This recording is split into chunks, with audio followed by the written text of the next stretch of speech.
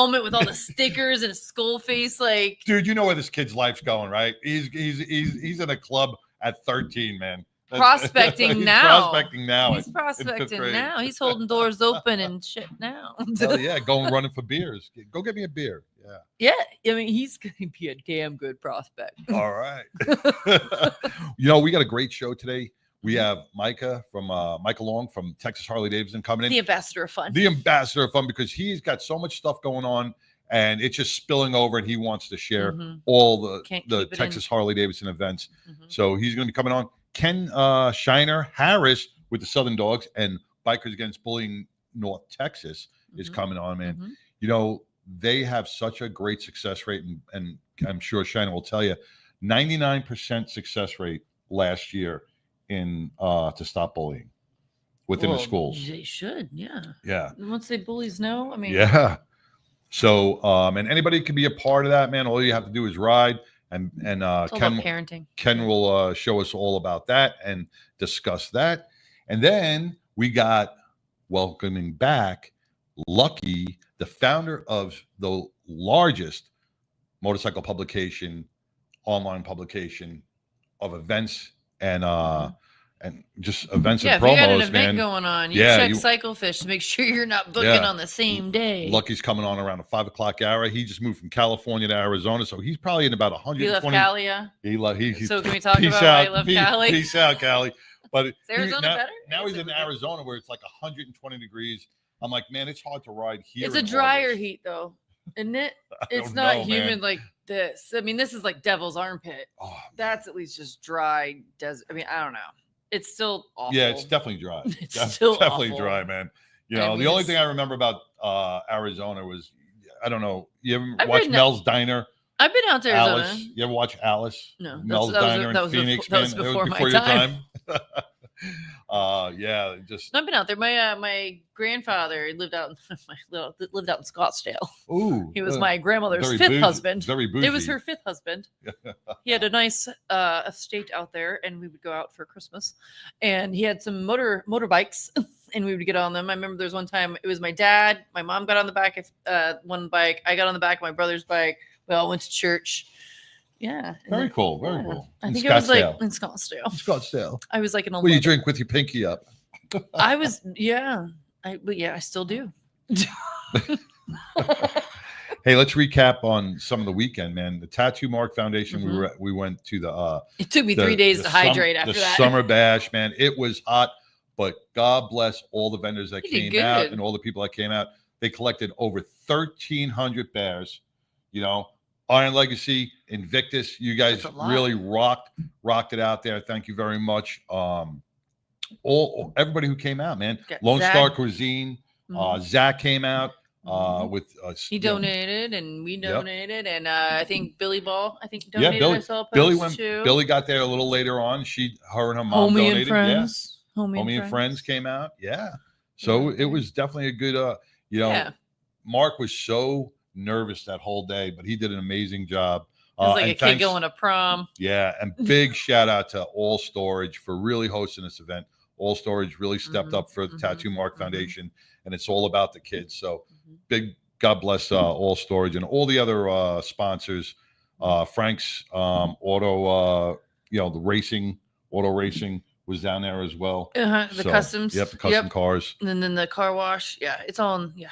There's a lot of people out there that supported it in the heat and stayed out there. I mean, it's a hot day. But how could you not support Mark, though? How could you not? You know, he's just such a warm, kind-hearted guy, and he's doing it all for the kids. It's all about the kids. So, but it was definitely hot. It was definitely a hot day, man. Yeah. We had some audio issues. Snow cones are awesome. We had some audio issues. I think my mixer board was starting to melt. It started to melt. But it's okay. It's like MacGyver. You just gotta hang it. But you jumped on there, man. You were like, all right, I got my phone. We can do this. It's okay. You did good, man. You know how many views? That's why they pay me the big bucks. Got a lot of people watching on that, though. We did some great interviews. Did we? We did. You did. You knocked it out of the park. I learned from the best. All right. Well, what time we got? Is Laurie on yet? She should be coming on soon. We're gonna be bringing on Laurie Montoya with Bike Still Down. Recovering from Sturgis. Yeah, But she Takes did some amazing stuff with 2 wheels, 4 meals.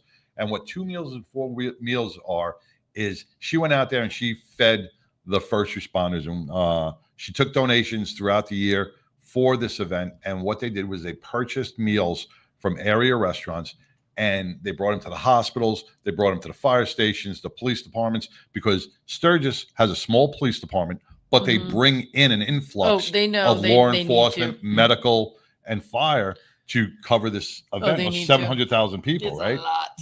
And so they were, they didn't want to overload. And Laurie Montoya with Biker Down took it, and she fed these guys, men and women, who really made Sturgis a great place. And anybody who's riding back, I know there's people on the road right now riding back from Sturgis. Please be safe. There were a lot of accidents up there.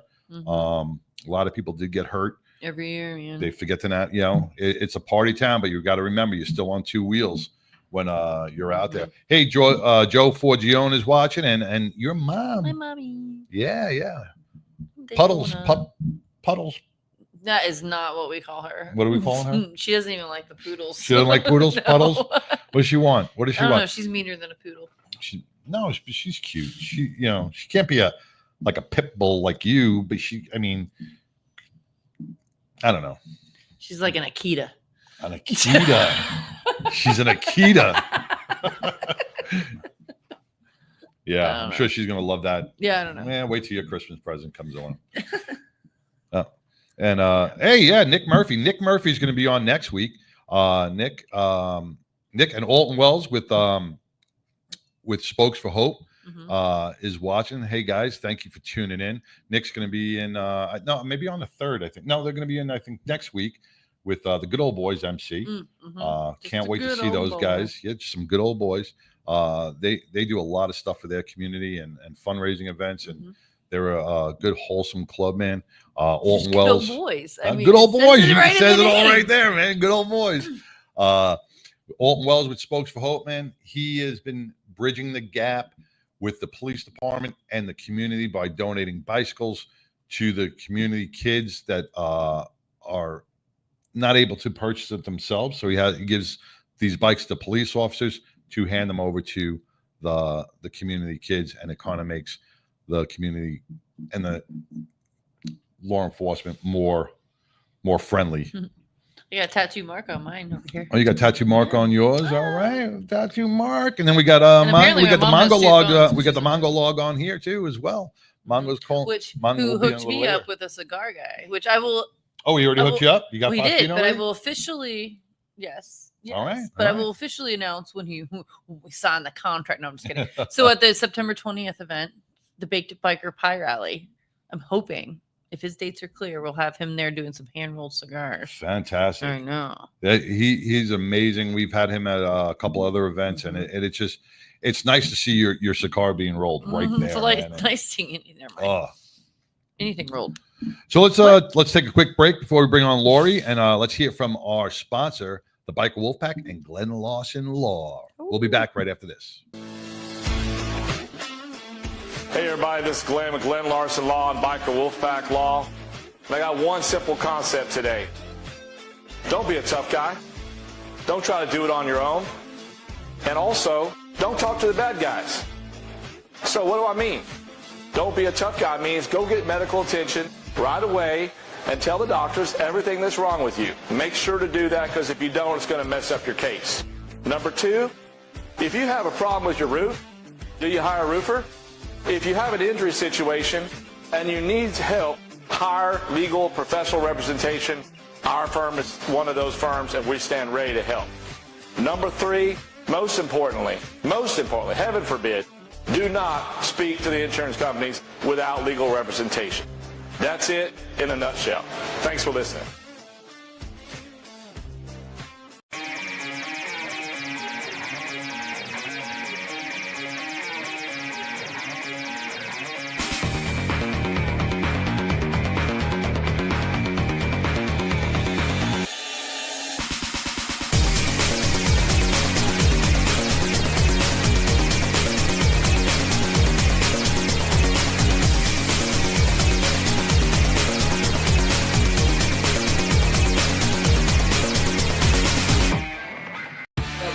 My name is Cheryl Saint, and I ride with 99.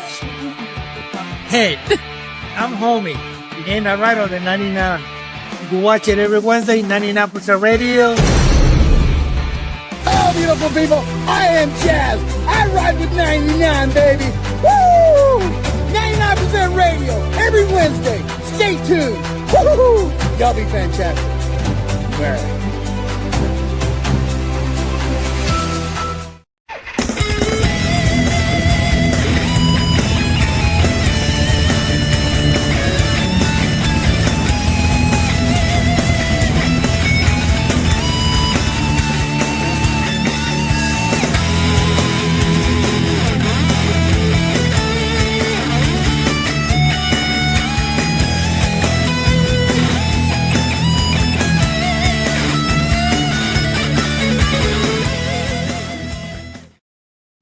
Hey, welcome back to the 99% Radio Network. We got Laurie Montoya. Where is Laurie? Where in the world is Laurie Montoya? Well, Laurie did a little better shape now that I'm back home in Colorado. And I'm out of the basement.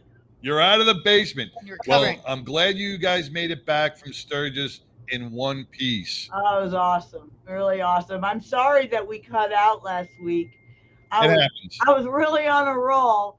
And yeah, it was a great rally. I mean, it was. I felt attendance was down a little bit, but all in all, it was very well organized this year. And I don't know if people knew what to expect, and so therefore there just wasn't the lines to get around.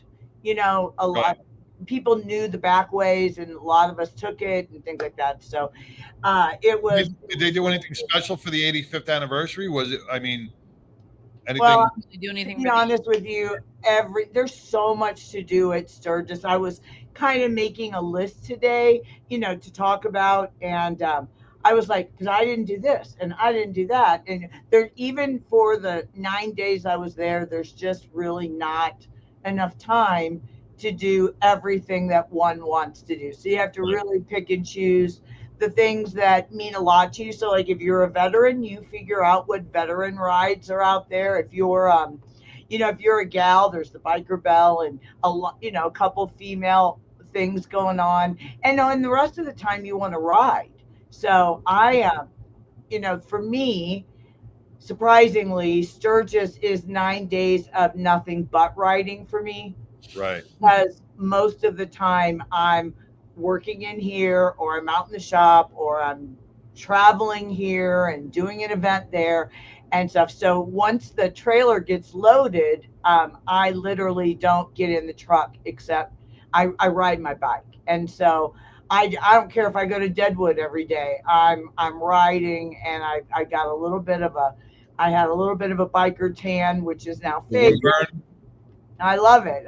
So it's really special to me. And I was celebrating 14 years in a row of hitting Sturgis. Well, it's only 6 hours away for us. So, it's easy to go to. But in the spirit of Sturgis, I kind of printed out a little recap. And there were 4 fatalities this year, which I think, I really question sometimes these statistics because they try to just do it within the Sturgis city limits, and they don't like to go out to Rapid City and add Deadwood and Hill City and add all these other areas. But according to what I got, there was 4 fatalities, of which Biker Down got 2 of the help requests to help them. And there were 66 injury crashes and a total of 80 injuries.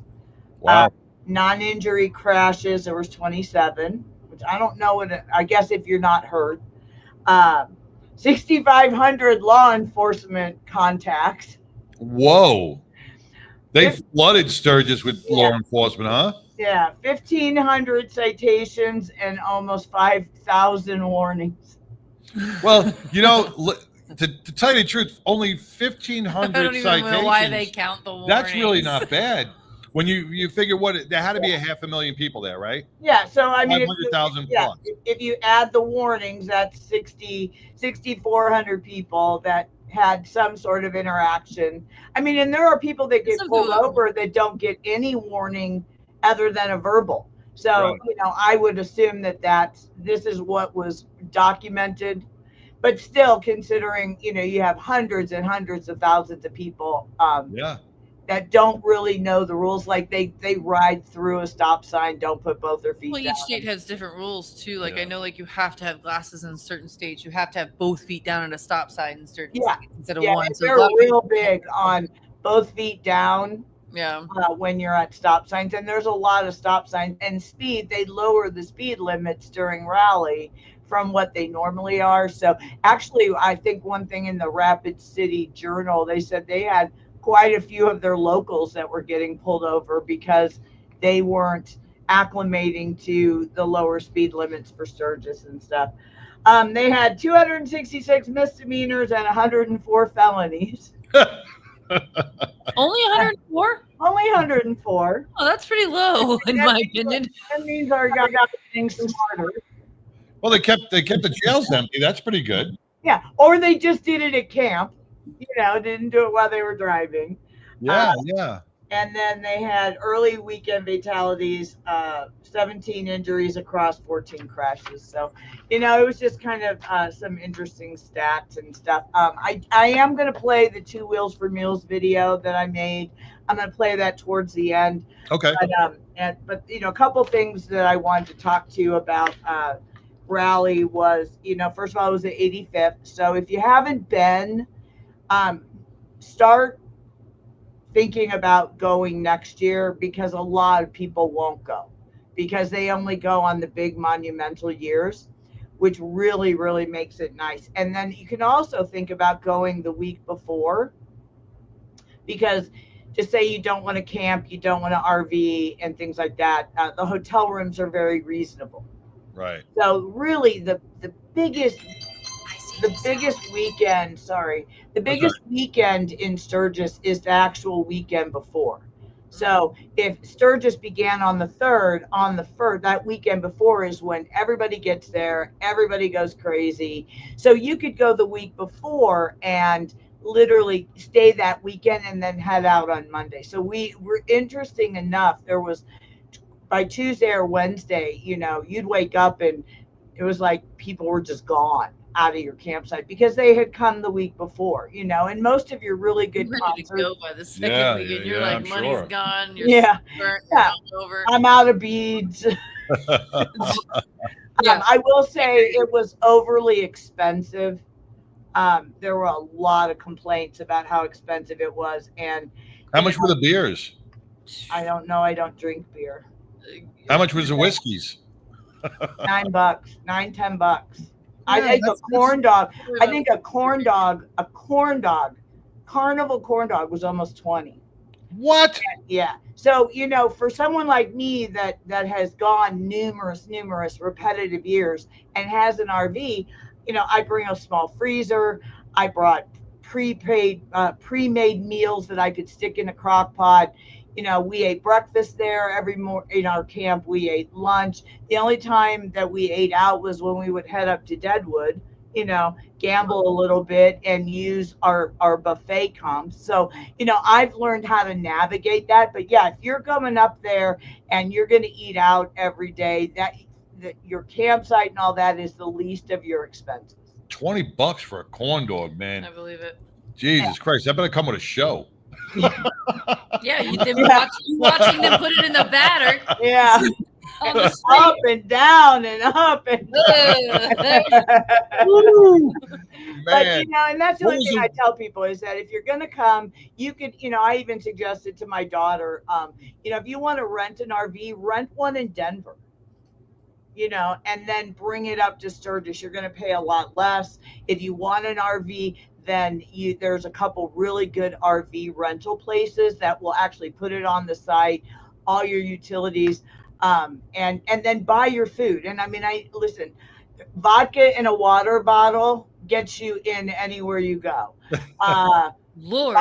Fireball in a Diet Coke bottle gets you everywhere you want to go. And I mean, they really don't. If you walk in your purse with a Diet Coke and a water, they really, they aren't sniffing your shit and stuff like that. So, I'm just saying, if finances are an issue, don't let that take away from Sturgis, because there really are ways that you can economically, not give them a shitload of money. So, what was the craziest thing you saw out there? Well, I stay at Glencoe, so I'm, I have to go through Titty Alley when I leave. And, I've seen enough penises for the 85th to, forget the boobs. I don't mind them. And I really don't mind any of it. They're all having fun. They're not hurting anybody. But yeah, it's an odd thing to see a really tough biker guy with no britches on and chaps, and then behind us, when we got there, our neighbor that was RVing with us, he was like, "I'm so glad you're here." And we're like, "Why? We don't want, hope we are disturbing you." He's like, "This guy sunbathes in the nude every night, and I can't have my coffee without looking at his junk." That's exactly how I want to have my coffee. And so then one morning I opened up the door to let the dogs out, and there was Naked Man, from Georgia, and it was like, "Hi, bye." If I were in that, I'd be like, "That's premier spot." Shit. Pitbull prefers her coffee and a little. You go to Sturgis for that. Like, I am going there to people watch. So you're going just for penis? I'm going there to people watch. And this is what I get on my every people and penis watch is what you're looking for. That is just and a good cup of coffee. That's a condensed version of a cup of coffee. Yes. There you go. So that was really, that was fun. I mean, I didn't, it's fun for me, but it's work, and I hate to say that, I don't get to do everything that everyone else gets to do. I mean, I've been to Mount Rushmore. I didn't have full days where I'm just riding and attending 5 events. I go up there to be there for injured motorcycle riders. I go there to do 2 Wheels for Meals. And then, I went this year for my daughter, for her hat shaping bar. And, I have a lot of friends up there. So I don't always get that opportunity to, go hog wild and see things that frighten fish. So, my husband said we could go back next year, so you guys can camp by the 99. We're in spot P35 at Glencoe. All right. So we would love to have you. We'll come out there and booby and penis watch. There you go. And we would love to have you. We also, at Glencoe every year, we always have moonshine bandits. You need to get the glasses with the eyeballs, with the really big eyeballs. Hey, Laurie, but with the 2 Wheels, 4 Meals, 6,500 first responders are out there, law enforcement, medical, and fire out there, really saving everybody there in Sturgis. That's a huge undertaking by our heroes in our heroes from all over the country. Well, let me play this video for you. I don't know if he can get it up. It's the 2 Wheels for Meals one, because I wanted you guys and all your donors to see their donations at work. Well, before you play the video, okay, just explain to our listening audience what you did for our first responders down in Sturgis. Okay, well, 2 Wheels for Meals was started during COVID, when everybody was shut down, but first responders were boots on the ground, helping people and things like that. They had to work. ER staff were overloaded with COVID patients. There was no running out to get food because most places were shut down. 2-3 years ago, I wanted to find a purpose for Sturgis, and I decided to relaunch 2 Wheels for Meals. And, we picked Rapid City Memorial Hospital in Rapid City, because if you're in any type of trauma at Sturgis, that is where they will take you. I decided, obviously, to go to the Sturgis Fire and EMS, and I went to Deadwood EMS. Now, I can expand that, and I will expand that next year to go to a lot of other firehouses, because the one thing that you really take away from a lot of this is how many of these people are part-time, right? How many people they have brought on that have come from other states and are unlimited budgets. And in Deadwood, there's only one full-time fire EMS employee in Deadwood. Wow. And all the volunteers get paid only if they get a call. Now, they did stay busy, of course, but I can't tell you how much they appreciate being recognized and to have the accessibility to a grab-and-go meal. Yeah. Whenever you can give a meal to a first responder that's doing their job, they are so appreciative. Really On are. that, I mean, a corn dog is $20. Microwave. Yeah. I mean, just throw that with what we said. A corn dog during rallies, $20. Yeah. So if they're off and they want to go grab something, their local restaurant that they go to is probably triple the price. Yeah. Or they go get some carny food, and they're just getting, they don't deserve to be taken advantage of. They should eat like the rest of the bikers. Yeah. I mean, listen, we all know when we go up there that, if you're going to spend $9 or $10 for a beer or a Fireball, you can pay $20 for a corn dog. You may not like it, but you can afford to do it. I'll tell you right now, if I come to Sturgis next year, there is no way, no how, no hell way I am paying $10 or $20 for a frigging corn dog. I guarantee I will have a video of you drunk eating a corn dog on Main Street. I will drink. Actually, they had this one thing, and I should have taken a picture of it. This guy did a brisket. I said I wouldn't eat the noodles on the wok thing either, and I had. Anyway, he took brisket and he wrapped it. He stuffed it in mashed potatoes, and then put it in this cone and made it, and then put like a drizzle of a dressing and made it look like a sundae. And it was the best. It was $16, but brisket and potatoes. I paid $16 for that. Yeah, See, but I just potatoes, I'll pay $16 for. But I kept sitting here going, I have brisket and mashed potatoes in my toy hauler. I can go back and make this for $3. But is it in a cone? But is it in a cone? It isn't in a cone, but I could make a cone. But so anyway, we really the people at the hospital, they normally get during a regular year 5 to 6, they were getting 25 to 30 people in, whether it was burn their legs. I mean, not everything in the ER is always about an accident. I also went to the Christian Motorcycle Association, actually has a dedicated room in Rapid City Hospital that they will go and pray and do a lot of the things that Biker Down does, contact family, go pick up family from the airport and things like that. So I got to spend a really great hour or so with the Christian Motorcycle Association. They've been doing that for probably 12 to 13 years. The hospital really, and now they have satellite locations where those people are going to get transferred to the hospital. So that was really, it was great. They prayed on me, and I welcomed that because it. Did you get to meet? What was her name? Ruth. She turned 100. She was there for almost all of. Oh yeah. I saw Ruth. I saw Ruth at the Flying Pistons event where they gave her a birthday cake. I mean, I'm gonna tell you what. That girl, for 100. She gets around. I mean, she was. She's not around, I bet you. She's been going to Sturgis. I will tell you that I bet you. That's Laurie's. When she was young, I bet you she was hell on wheels. I will tell you, because her daughter and her grandkids were with them, and it was really just amazing to see her be recognized. And Pitbull, as a woman rider, she was doing it before it was cool.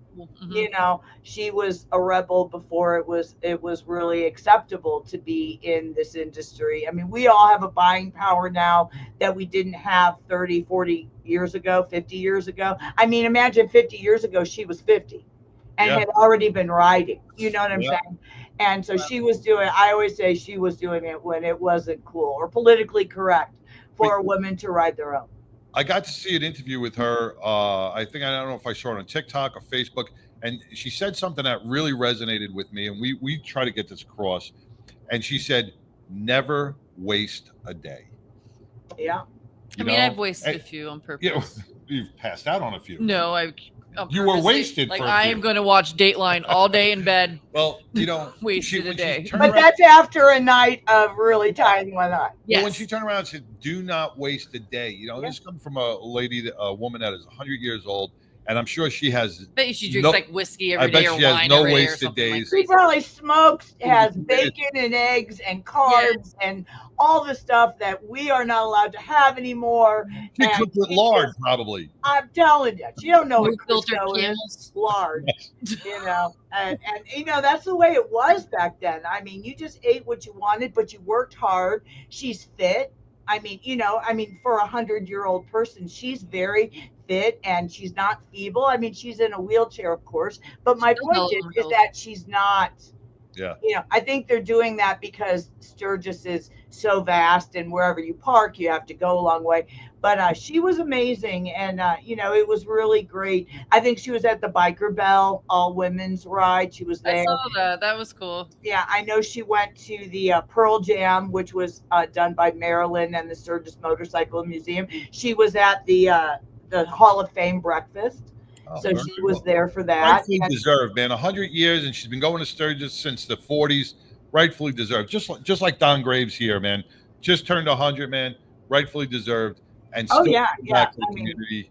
I want to be known to be going to a biker rally for 100 years. Oh yeah, that's just something, man. I mean, come on. Yeah, and she's still around. That's what's amazing is that I mean, and I hate to say it this way, and maybe it sounds cold, but I even thought for myself, I'm 60 years old, 63, almost 63. At the 100th anniversary, I'm going to be 78. Will I still be going to Sturgis? Yes. Hell yeah, you will. Yes. I'm going to be wheeling you in. There you go. But you know what I'm saying? I mean, when you start putting it in terms of your age, this could literally be one of the last years that we have her. Right. So I was really pleased to see on such a momentous year that they really rolled out the red carpet for her. Great. And so this Hall of Fame breakfast was really good. I was really pleased to see them offer more diverse people that are helping within the community, doing a vast different things. Sometimes those things can be part of a club. You got to be in the club, and everybody gets an award eventually. And it was really nice to see the Motorcycle Museum really venture out into the biker community and really touch with people that are doing really good work. So that was really great. Let's see what else I got here. I will tell you, and I gave you guys a pretty crappy video. If you ever can find it on YouTube, or you got to come out yourself, come and see the American flag, veteran flags at the Buffalo Chip. Because whether you are a daughter of someone that served, a wife, or someone that served your country, that is such a memorial of nothing but flags. Similar to what they do during Memorial Day or Veterans Day when they put all the flags at a cemetery. Those, we've lost those, but this is just to honor, and it's just a beautiful thing. I also attended the Flying Pistons breakfast, which is always a real treat. And what that money goes to is to give Strider bikes to children in schools that can't afford that. It's called Help for Kids, or Kids for Bikes. But the Strider company really teaches the kids balance. If you want, look up Strider bikes. Really great. If you've got little ones, it's a great way to get them on some form of two wheels. And they even have electric ones now. Jason Aldean, what can you say? He was amazing. The crowd went crazy when he did his From a Small Town. Vicki Sanfilippo, the founder of Accident Scene Management, she did a seminar for the EMTs and for anybody that was interested to talk about accident scene management. And then to top it off was my Moonshine Bandits at Glencoe every year, which is great because it's a really small. Dive Bar Beauty Queen's my theme song. I'm shocked. My husband's one is Buried as an Outlaw, or something like that. He always goes really crazy. So anyway, okay, with that being said, let's get into this. Can I play the Two Wheels for Meals? I'll just preempt it. This is Laurie's video for 2 Wheels, 4 Meals, delivering food to our first responders throughout Sturgis, at the hospitals, fire departments. So take it away, Only Laurie. a couple minutes. Take it away.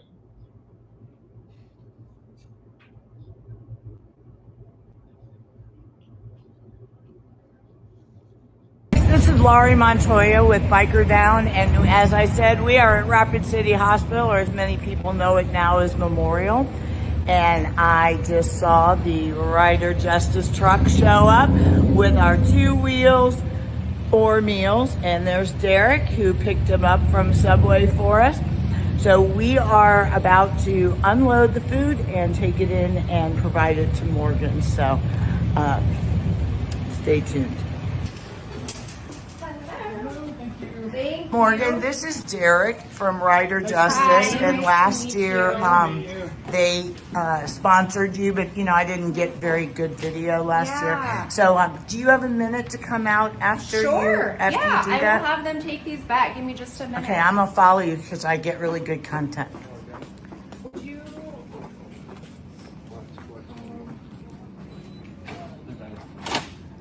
Here, these just need to go back. This is it. No, he's gonna go find Wally. He's here for. Are these the same? I'm gonna help you. No, I did the food. I'm violating your privacy. And I can take it back in a minute.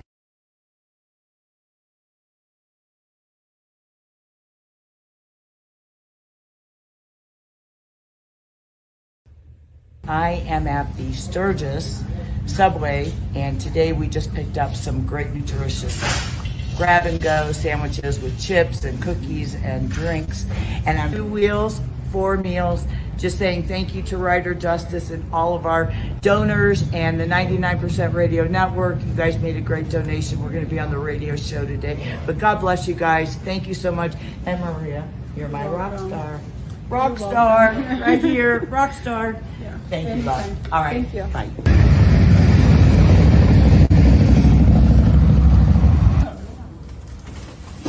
Shauna last year really helped us out. All right, so I'm going to go ahead and start while you guys eat. I want you to continue eating. Okay. First of all, thank you guys for having us today. My name is Laurie Montoya. 2 wheels, 4 meals.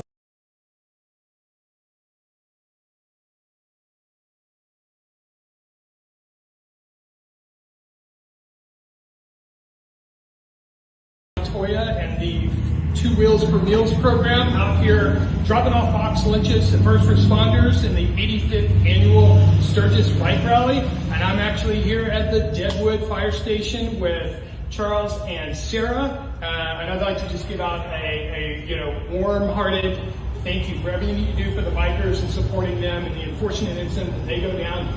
They're the first people that you see. You get them back up off the ground. You get them to the urgent care that they so desperately need.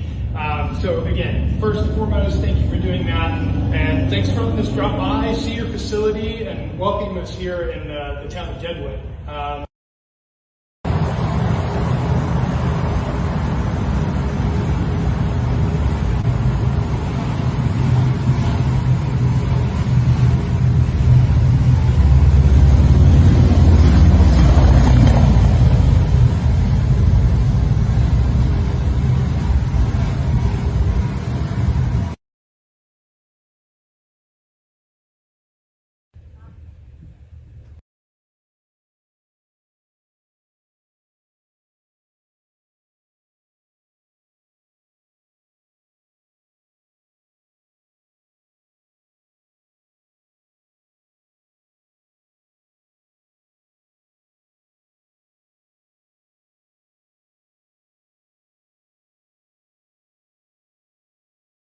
Turn it off. There we go. Oh, All right.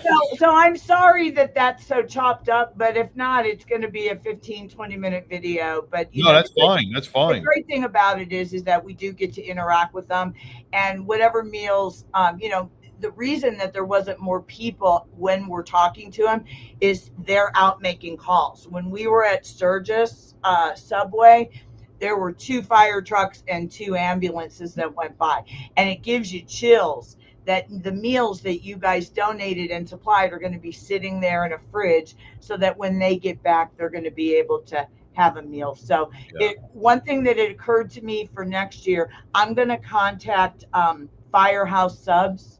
And I want to implement this with you guys too. I would like to get a national program where we all do 2 Wheels for Meals in our cities, and we work within Firehouse Subs to maybe do a couple fundraiser satellite events at Firehouse Subs, and then Firehouse Subs will take that money. You guys will pick up the meals with a whole bunch of people on your bikes and then just deliver them straight to a firehouse. So this is something that we can all do together. Yeah. With not a lot, and I don't want to say without a lot of effort, but my point is that if I can get Firehouse Subs to get on board with this, now I'm like looking at DoorDash. You know, Firehouse Subs is great. That's something great. Actually, we had a brisket sandwich from them the other night, man. Oh my God! Stop talking about food. But anyway, I'm just saying, I think it's something that we all, when I always ask people before they donate to just give that thought that if you go down or have any type of accident, even in your car, the first people that get to you are police, fire, and EMS.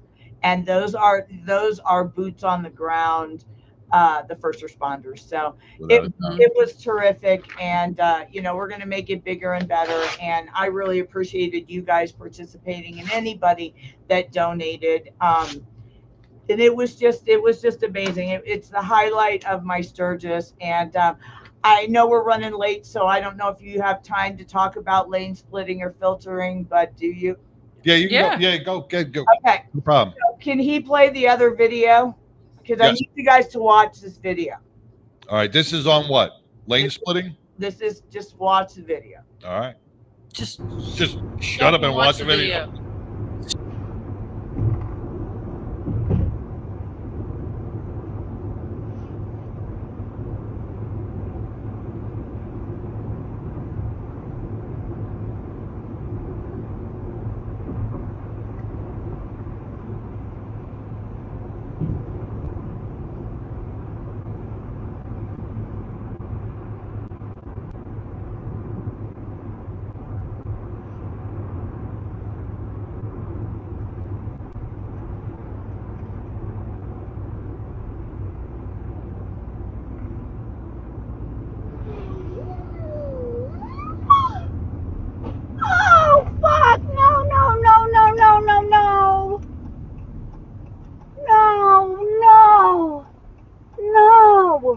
Is he okay? Oh.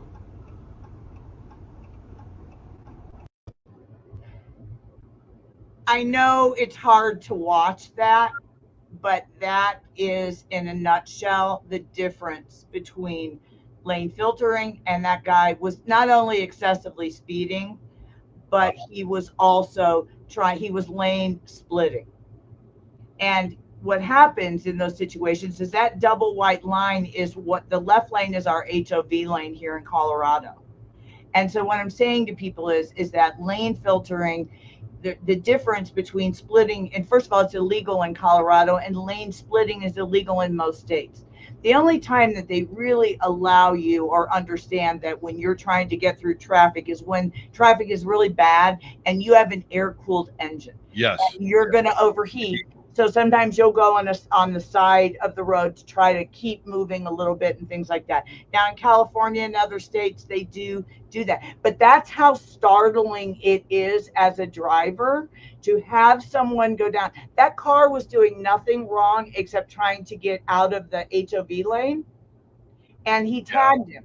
And so all I'm saying to everybody is that accident that you saw in real time, this is why I say have the right kinds of insurance, have the AFLAC accident policy, have the things put in place, because that kid could have mowed lawns, have a $5,000 bike, he's got liability only, he's going to be in the hospital. So it's just a moment where I ask everybody, that's how quick an accident can happen. Yeah. And there's no one to sue in that. I mean, I hate to say that was stupid on his part. I bought my trike at Texas Harley Davidson, and I can't lane split. Not with that big I ass can't bike. even lane filter with my freewheeler. I get it. My husband will start filtering and all that, and I'm like, why? Where are you going? You're leaving me behind. I get it. But my point is that a lot of riders have a Sportster or a bike that they are doing that, but mostly it's your sport bike riders. But my point is that if you want to ride like that, that's what track time is for. Yeah. Go rent time on a track and go get it. But that's not what that traffic was moving. You know what I'm saying? I was heading to Fort Worth the other day, and every YouTube video you see about all these sports bikes just coming up around the cars and starting to pop wheelies. I was just on 121 heading towards Fort Worth, and all of a sudden about 15 to 20 of these sports bikes came up, and they were unorganized. I mean, slowing down in front of traffic, causing cars to jam on their brakes, and then all them kind of riders. Then going up on wheeling it for multiple exits and scaring the shit out of all these drivers. And you don't know if this guy's going to go down in front of you. You don't. You're really putting the cages at risk. Well, we had an incident here in Colorado on Sunday. These two sport bike riders were being stupid. The driver was getting road rage. Somehow they got separated. Later on, they found each other again. I don't know what the odds are that. This driver pushed that biker into oncoming traffic, and he died. Oh my God. And then he fled the scene. And they caught him. But my point is that road rage is a real thing. And we are profiled enough that we don't need people. It's cooler to get home. It's cooler to be covered. It's cooler to get home. And it's not worth your life. And that's all I'm saying is same for drivers. Flip them off, whatever, but let them go. I actually want to get away from, even as a driver and a biker, I want to get away from guys that are driving like that and stuff. But anyway, it's not very often you get an authentic video. Yeah, no. How that happens and how quick it happens. I do pennies. I throw in the back of the bike. I throw pennies over my head. Yep, ladies. I don't know what you're talking about. Nope. I always heard it was marbles. Or marbles. I use pennies. I use pennies. Same weight. Yeah. Same weight. All right, Laurie. I appreciate you everything you're doing, man. Thank you so much. I love you. Just have a size large head. No, I need a 7 1/4, 7 damn. 2/8. Yeah. I looked at the hat that I got like a year ago, and it said large. I was like, oh, all right. Take a tape measure and go around your head. Not a metal one. There's metal tape. Well, you can take a metal one. Yeah, but you're not gonna use the paper ones. They have metal tape. Oh, I get what you're saying. All right, love you guys. I love you too, Laurie. Thank you very much for all your information. Thank you for feeding our first responders in Sturgis. Thank you, Biker Down, for doing what you do each and every day for our motorcycle. I had a fun segment. Well, good. Hell yeah. We'll come back next week and have another fun one. Yeah. Okay. All right, Laurie Montoya with Biker Down. All right, we're going to take a quick break, and when we come back, we're going to bring up the ambassador of fun from Texas Harley Davidson. Ambassador of fun. The ambassador of fun from Texas Harley Davidson. Right after this. My name is Art Lee. I invented LifeVac to protect my family. Protect your family. Buy LifeVac now. Thank you, Daddy. That was us over 10 years ago. Now, LifeVac is responsible for saving over 2,000 lives from choking. We started this company in our garage, just hoping to make a difference, because over 5,000 lives are needlessly lost each year to choking incidents. Help LifeVac on our mission to save lives. In the time it takes you to pick up the phone and call, another life could be saved. LifeVac's patented design creates a one-way suction to remove food or objects obstructing airways. All you have to do is place, push, and pull. And just like that, LifeVac can save a life from choking. Quite frankly, I thought I was going to die. The LifeVac saved my life in 1-2 seconds. Get your very own LifeVac now and get 20% off. Visit lifevac.net or call 877-LifeVac. As my personal promise to you, if you order a LifeVac and have to use it, LifeVac will replace it free. LifeVac works on adults, teens, or toddlers and can be ready in seconds and last a lifetime, guaranteed.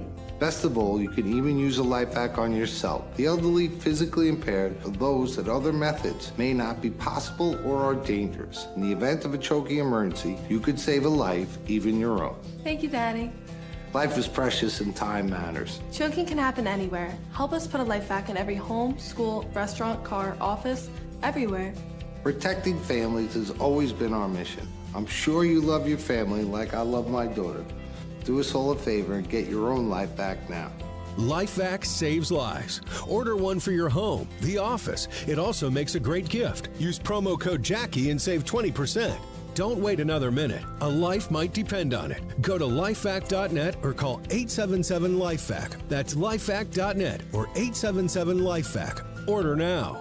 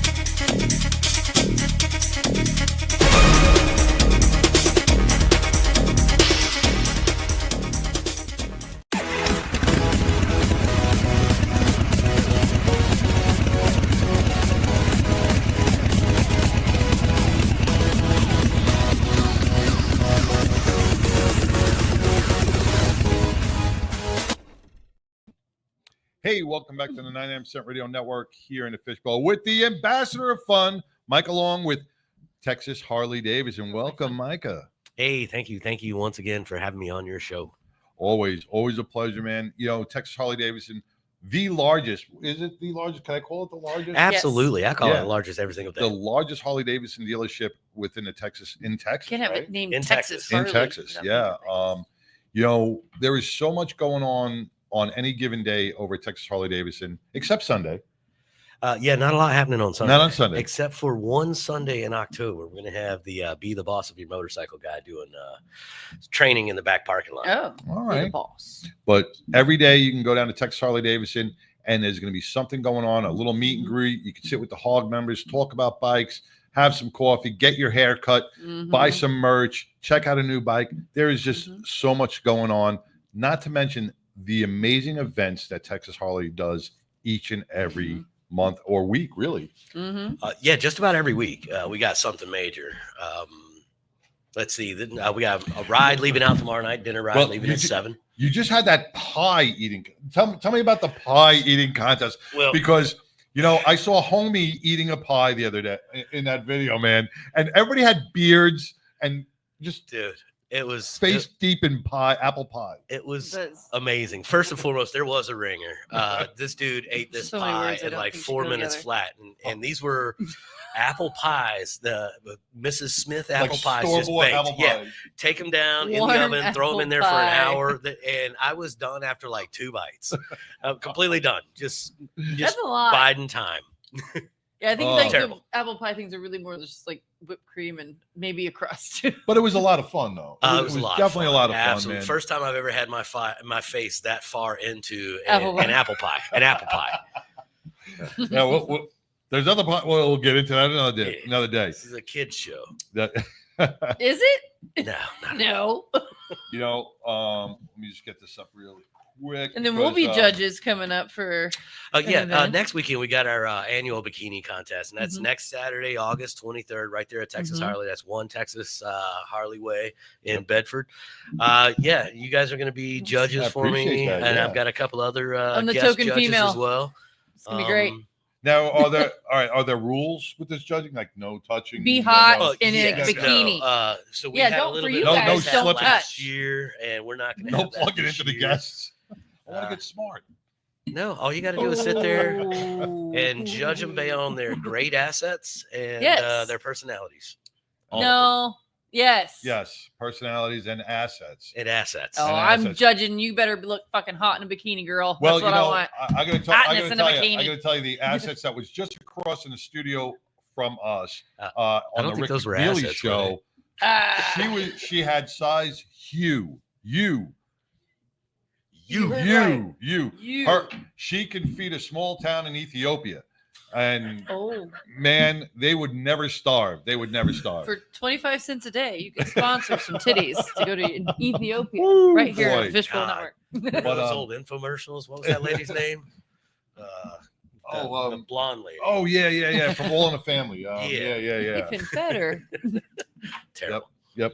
All right. So the bikini contest. Speaking of boobs, Saturday, August 23rd, starting at 12 p.m. Yes. at Texas Harley Davidson. $1,000 for first place too. Let me clarify. Yes. So it does start at 12 p.m., meaning I want the girls in their They gotta bikinis be ready to here roll early. at 12 o'clock. I'm going to have a questionnaire for them to answer, something to give me to talk about while they're walking around, and a photographer to take some photos. And then the actual contest is going to start at 2 o'clock, and it should last about half an hour. Nice. I'm going to give each one of the girls, a full minute to walk out there and try to earn that money. Because at the end of the day, I'm going to give out $1,000 cash prize. Wow. $500 for second place and $250 for the third place. I mean, that's $1,750 that we're giving away next week. So yeah, it's about 2.5 hours of for these just young wearing ladies a in bikini, girls. Come on. Now, is it pre-registration? It is pre-register, or you can even register all the way up until the day of, until noon that day. Again, that's when I'm going to start the festivities. You can register by emailing myself at micah@texasharley.com, or I've been taking people off of Instagram and Facebook. So if you hit me up on Instagram or Facebook and you want to get registered, hey, just shoot me. Hey, my name is this. And then, like I said, I'm going to shoot you back. Be ready to roll at noon on August 23rd. It is free to enter. Free to enter. Man, and like the cash prizes, I mean, like you said, $1,000. That is no joke. That is no joke. That's start waxing. Get waxing. I bet those girls are already pristine. Yeah, right? they're going. Pristine. If they're that confident to go into sign up for a bikini contest, they already got their shit put together. So we're gonna be judging them on the perfect tan, no tan lines. Remember, I don't care if you got a tan or not, girl. You look good in a bikini. I don't care what color you look like. It is a bikini contest. Bikini, bikini by definition is two-piece, and so it is two-piece. By preference, man, the smaller the better, in my opinion. Keep everything covered, please. Right. It is a family affair. It is not. Well, you can bring your kids. You can, but that's because bring the boys. We'll start. I will bring my kid. My kid's a different type of kid, though. I wouldn't say no. Your kid just rode his mini bike to the first day of school. That is true. That's pretty cool. That is pretty cool. That is pretty cool. And I take him to Hooters because the wings are great. Everybody goes to Hooters for the wings. I like the wings. Yeah, that's exactly what we do. Yeah. Speaking of wings, we also have more money for the $1,000 pinup. Yeah, so following in September 20th, you're actually going to be emceeing the Betty. I will not be in it, but I will be emceeing. Yes. Or something like that. I don't know. We'll figure it out. But basically, it's a beauty contest. It's Betty's or pinup style, and there's a dessert theme to it. So sweet treats, make baby. it sweet. That's going to be fun. September 20th. And I think I just heard that the 99 is going to be. So we're thinking of we're working up a little beer tent kind of thing. 99 bar. That sounds good. We're gonna have the 99% Radio Network bar, and working on it. We're working on that. Are they gonna need 99-cent beers? 99-cent donations. Love it. 99-cent beers at the 99-cent. And we're working on Radio Network bar. Pretty close, 99% sure. We're gonna have hand rolled cigars as well. Yeah. By the guy that Mongo likes. Left-handed or right-handed? I don't care as long as it's rolled tight. Yeah, this guy Faustino, and he's up by your area, and Ken Harrison knows Faustino's, man. How are those cigars? They are amazing. Yeah, fantastic. Yeah. I mean, if you live out in Cali, and he's fourth generation. Yep. He's fourth generation cigar roller, Cuban cigar. His father was kicked out of Cuba, and they came here and they started doing their own cigars. Real quick, I just want to give a big shout out to Tex McDormand, who was on our show last week. He was out there in the Thunderdome last week in over in Sturgis. Pete Colley, thank you for he nominated you. He nominated me for the bikini contest. Thank you, Pete, man. I do appreciate that. It's a two-piece though. And he's not allowed. He's a judge. We're keeping him in his clothes. True, he's a judge. And if he's still listening, because he's on every week, Massimino from Italy. Thank you for tuning in. I missed you. We were in a conversation with Laurie, but I always give you a shout out and thank you for tuning in once again, man. Massimino from Italy.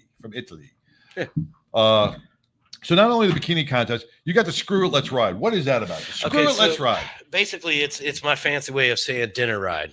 So Screw It, Let's Rides happen once a month. Tomorrow night, we're heading over to Mr. Fro's over in Watauga. It's a nice little margarita joint. They should have a taco truck or something outside for us. We're just going to go hang out. It's an opportunity for me to be able to hang out with people without having to sell them anything. Right. And you get to ride. And we get to ride. And you get to ride. Mm-hmm. I'm literally getting paid to ride. It's fun. How great is that? And that's meeting at 6:30 at Texas Harley Davidson. Kickstands up at 7. Correct? Kickstands up at 7. A little bit afterwards, depending on how many of the team members want to ride. Okay. We try to make everybody available. And that's on the 14th. That's tomorrow. That's tomorrow. That's tomorrow. Yeah. And then you head out to Watauga. You have some nice frozen margaritas. You head back, and it's just this, like Ruth said at Sturgis, never waste a day, right? So screw it, let's ride. And then it's all that name.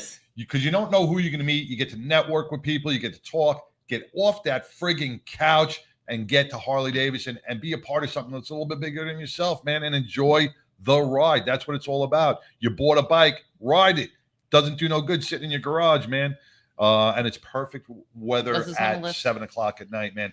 You're not in the heat of the sun. Definitely is much better at 7 o'clock this time of year. Oh, yeah. And we also got our lunch rides to leave out every Friday at noon. So, I mean, there's lots of stuff. Lots of things happening at the Harley dealership.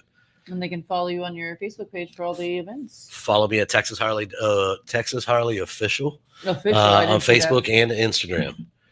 Yeah, I need more Instagram followers. So I know we're on Facebook and all, but yeah, switch over to I feel Instagram your pain. and hit it. Yeah, I feel your we pain. got like 5,000 on Instagram, but the 42,000 on Facebook. It's crazy. Wow. Yeah. Well, I got 5. We got 5,000 on Facebook, and we got like 200 on TikTok. Well, it's because you keep singing on TikTok. It's like follow. I got my account. I got 99's account. I got the Betty's account. It's like it's a lot of personalities. And it's all about our preference where you're going to go. But now, like Instagram, in order to go live on Instagram, you have to have at least 1,000 followers. Oh yeah, before you can even go live. They've cut off new rules. I can only focus on one app. Yeah, maybe 2 new rules. But or I have an assistant. So much going on at Texas Harley Davidson, the barbershop. Man, I got to tell you, I am in love with that barbershop because it has a keg. I'm a Dapper Dan man. Go there and have some beer and get your hair cut. And you really don't even have to wait online, man. And if you're waiting online, someone else is in front of you, you go check out a bike or check out some swag, or buy a T-shirt, have a beer, walk around, mingle. Yeah, mingle. It's better than sitting in a barber shop, just looking at GQ magazine or whatever it is that they have in there, or scrolling on your phone. I guess I don't. Yeah, I'd rather be in a Harley shop getting my hair cut in this way. So much fun. No, we've been fortunate. He's been there for 5 years now. We just talked about this yesterday. I don't think I'd give up my 5-year spot anniversary at the Harley dealership. I mean, I wouldn't give that for a guy, man. It's a little different. You gotta go there. You go to a salon. Well, no, I get the reason why it's there. Yeah, I'm not gonna go. You don't have. Yeah, I'm not going in there to get my prom due. The Harley dealer. There are women that come in there. Well, I'm sure there are for the. I mean, because he does a nice job for that style of cut. Well, you don't want a lot of hair getting everywhere. Right. Gotcha. Oh, they do trimmings there too. Yes.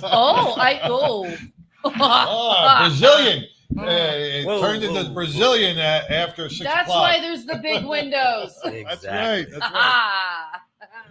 I've been telling him we need to put a camera in there and just go live. Oh man. But once again, man, we got so much going on. The biker pie baked pie rally. That's going to be a huge event. We are looking for food trucks. I've got a taco truck. We got RJ's Cocina. RJ is wonderful. They always come. They've always pull out for what are we still looking for this event? We're looking for sweets. Sweet treats. I was at Ice House today, shocker, before I came into the show. And right next door, so the bartender brought over a bunch of cookies because she buys every once in a while for her staff and extra for the regulars, which is me. And so I had this banana cream pie crumble cookie. I was like, oh my God, it was amazing. I'm like, where'd you get these? She's like, literally right next door. It's right. So I went over there. I'm like, I need you. So I'm looking for cookies. I need you. I need you to be at my thing. So cookie vendors, like sweet treats. Obviously, we're going to have like our regular food. Cause you know, I got the taco truck. I wouldn't mind another regular food vendor, but we want the sweet tooth vendors. I'm working on the booze. We're getting the booze too. Yeah, we get that. We like I got booze. the cigars. Huh? We like booze. We like booze, cigars, sweet. It's a list. It's pies, pinups, booze. It's in stogies. There you go. There you go. At Harley. Booze, stogies, Harleys, and a car or two. And we're gonna have a hot rod. There's gonna be all the things. All the things. It's going to be a day out at Harley that you're never going to want to benefiting the Cowtown Marine Corps League. Yes. So it's for a good cause. Yep. We go crazy for a good cause. I do this for a good cause. She ruins her liver for you. I ruin my liver for everyone. You. The sacrifices. The sacrifices that I do. So, Micah, ambassador of fun. What else? Anything special going on? Like any specials going on there? Yeah, and I don't know all the restrictions, and I'm probably going to get in trouble. Hopefully, none of your 5,000 people, send me up the chain. But there is a special right now for first responders, and that's police officers, firefighters, veterans.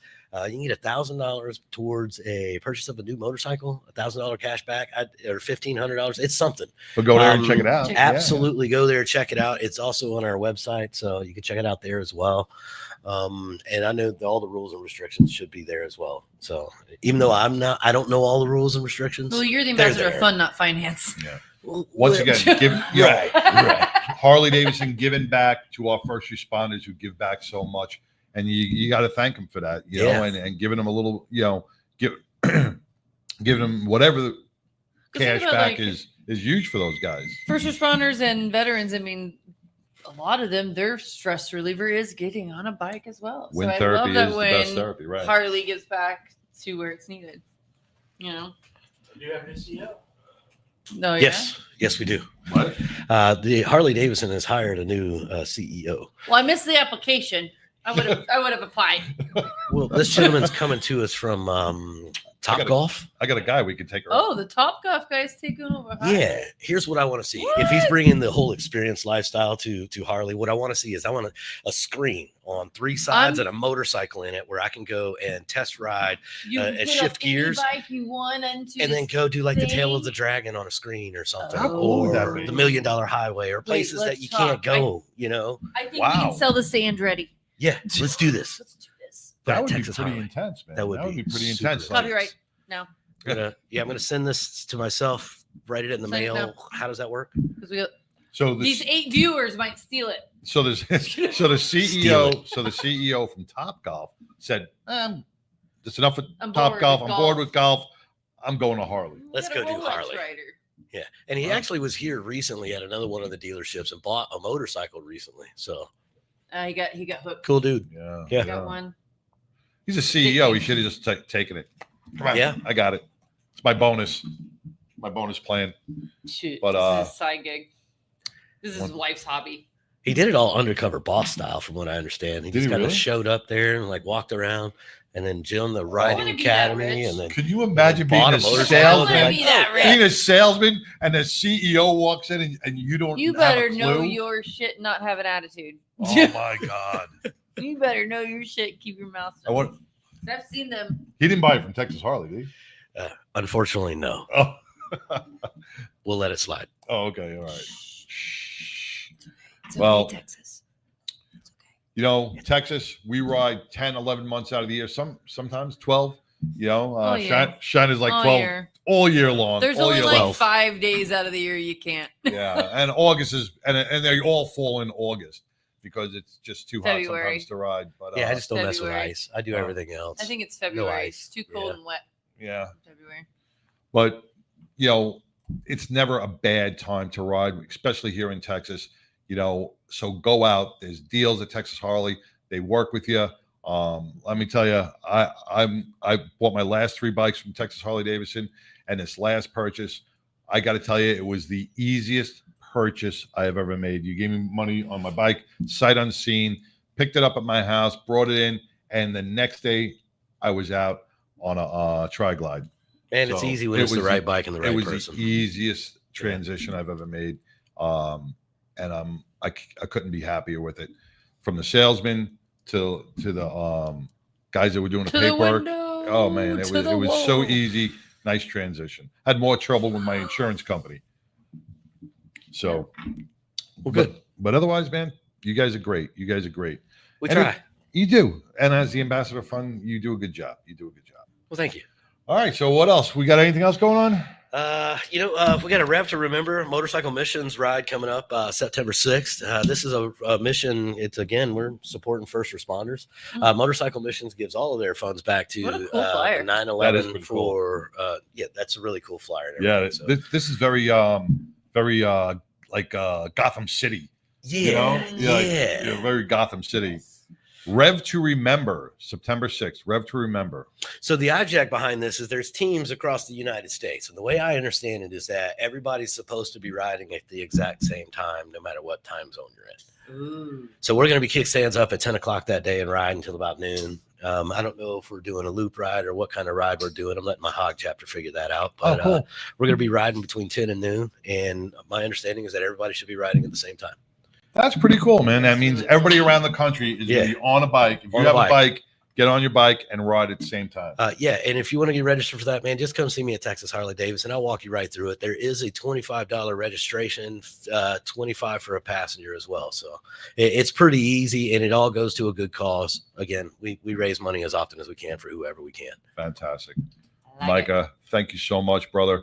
I do Always appreciate everything you're doing for the Texas community and the surrounding, just all around.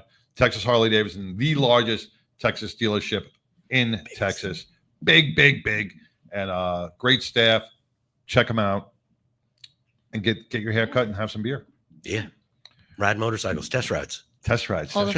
Test rides are free, by the way. If you have a motorcycle license, just come up there and test ride a motorcycle. You don't even have to buy it. Just test ride. Just go for a ride. Yeah. And then jack it, just boom, take off with it. Yeah, we're gonna ride with you. They're gonna take your license and all that other stuff. Yeah. Just come ride. I like it. That's where I got my license. It was Harley, but it was the one in Den. But still, it was Harley. Two wheel and towing and transport. I got my newest custom painted RG Special from Texas Harley Davidson. Was a super easy transaction. Oh man, echoing the same words, brother. I appreciate it. Awesome, man. Glad to hear it. Deborah, your mom. I wonder which one he got. Which one did you get? You got the RG Special. Yeah, well, I mean that's a Road Glide Special. We do a lot of custom Road Glide Specials. We've got 2 on our floor right now. You got one with the newest custom painted. Orange and black. Was it the orange and black one? 2-wheel. Was it the orange and black one? Well, I don't know, but that's pretty generic. You know what? For Harley. Yeah. Hold on. We did a super easy transaction. That's what it all. We did a pretty nice build with a 131 kit in it, and it was orange and black. It was based off the Saddleman Bagger Racing race bike. So really? It was really nice. Very cool. All right, brother. Yeah. Well, you know what? Texas Harley Davidson, Micah, the ambassador of fun. Go in, check him out, say hello, buy him a beer, buy him 2 beers, buy him 2 beers. And go support our local shops. That's give back, man. That's the biggest thing, man. Giving back to the community. White, black with orange stripe. That's what it was. Yeah. I'm pretty sure I know the bike, but yeah, that's a good one. All right. So hey, you should come on down to the bikini contest and show off that bike. Man, show off that bike. Well, maybe we'll get some. We'll get a bikini on it. Yes, we'll get a girl with a bikini on your new RG Special, your Road Glide. All right, so come on down and we'll get one of the girls to sit on your bike for you. Yeah, just so many jokes. That'd be awesome. All right, sit on my bike. Sit on. God, I have so many comments. I'm trying to keep all the humor in. I can't. I see the wheels turning almost like hamster wheels. I know, but you keep I get all these restrictions. I'm like, stop eye rolling. Stop saying fuck all the time. All these things I can't do. With that note, Micah, thank you, brother. Thank you, Texas man. Harley Davidson, man, for being a part of the 99% Radio Network. And we're going to be back with Bikers Against Bullying right after these messages. I was in an accident 12 months ago to the day. I was driving on southbound Santa Fe, and somebody did a suicide left in front of me, and I T-boned him at 45 miles an hour. From that point forward, I don't remember anything for the next 18 days because I was in a coma. She broke 9 bones, lacerated my spleen, put me in the hospital for 21 days. I remember none of it. Biker Down was founded in 2011 after riding several rides over the summer and seeing, tragically, my friends get injured. And I felt that there was a need missing in Denver and in Colorado for an organization that helped the biker community. As you may know, the bikers are one of the most charitable entities out there, and what we do is provide them a variety of services such as medical equipment, financial assistance if necessary, and a plethora of resources to help them stay afloat during the hardest time of their life, which is their recovery. You know, my biggest hope is that I'll never get another phone call that a biker's gone down, but you know, that's not realistic. So I think my true realistic dream is that we can help as many as we can help, because it is life-changing for them. Certainly donating and volunteering your time, and even if you can't do that, attend our events. You know, attend our event and get a $20 t-shirt for your $20. You know, those kind of things make a big difference in a small nonprofit like ours.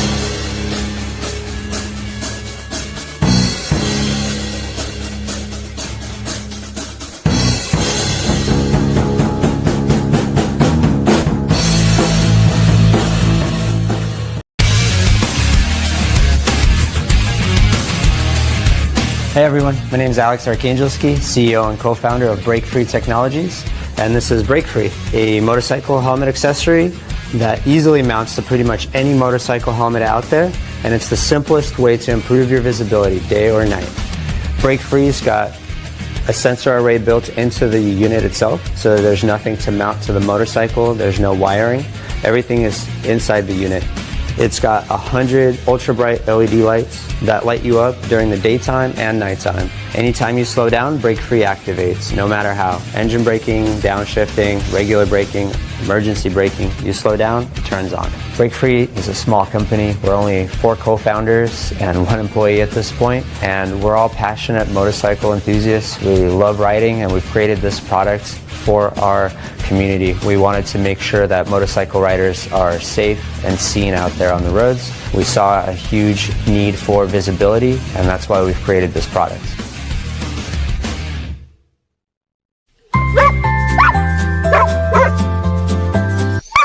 Here at 1010 Aussies, we're going to find you your forever pet. We specialize in miniature and toy Australian Shepherds. All our pups are pet and family friendly. They're socialized, basic training, and a health guarantee. Check out our miniature and toy Australian Shepherds at 1010aussies.com or call us at 817-213-6698.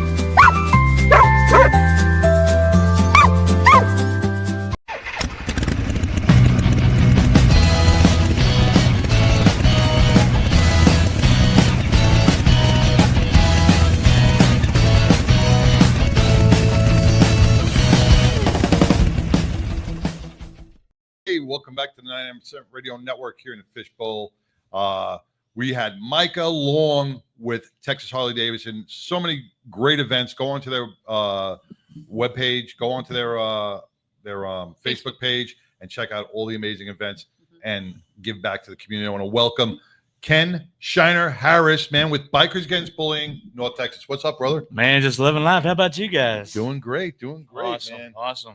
You know, Bikers Against Bullying has been around for a while, and I really want to jump into this because this means a lot. With the first day of school starting, so many parents are worried about the school year. The bullying aspect in schools has grown since we've had the internet. Exponentially, right? Yeah. The internet is part of it.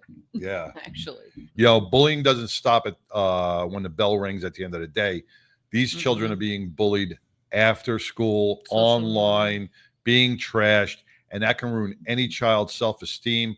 and we have seen many children harm themselves over the last few years because of this, because they don't know how to deal with it. But Bikers Against Bullying has found a solution. And Ken, I'm going to let Shiner just jump right in, man. What have you seen, and Shiner, shine some what have light you on done? this. Well, when it comes to the online bullying, the thing about an online bullying, it affects every age. It doesn't just affect, the preschoolers, the middle schoolers, or the ones in elementary. The high schoolers are probably actually the worst when it comes to it.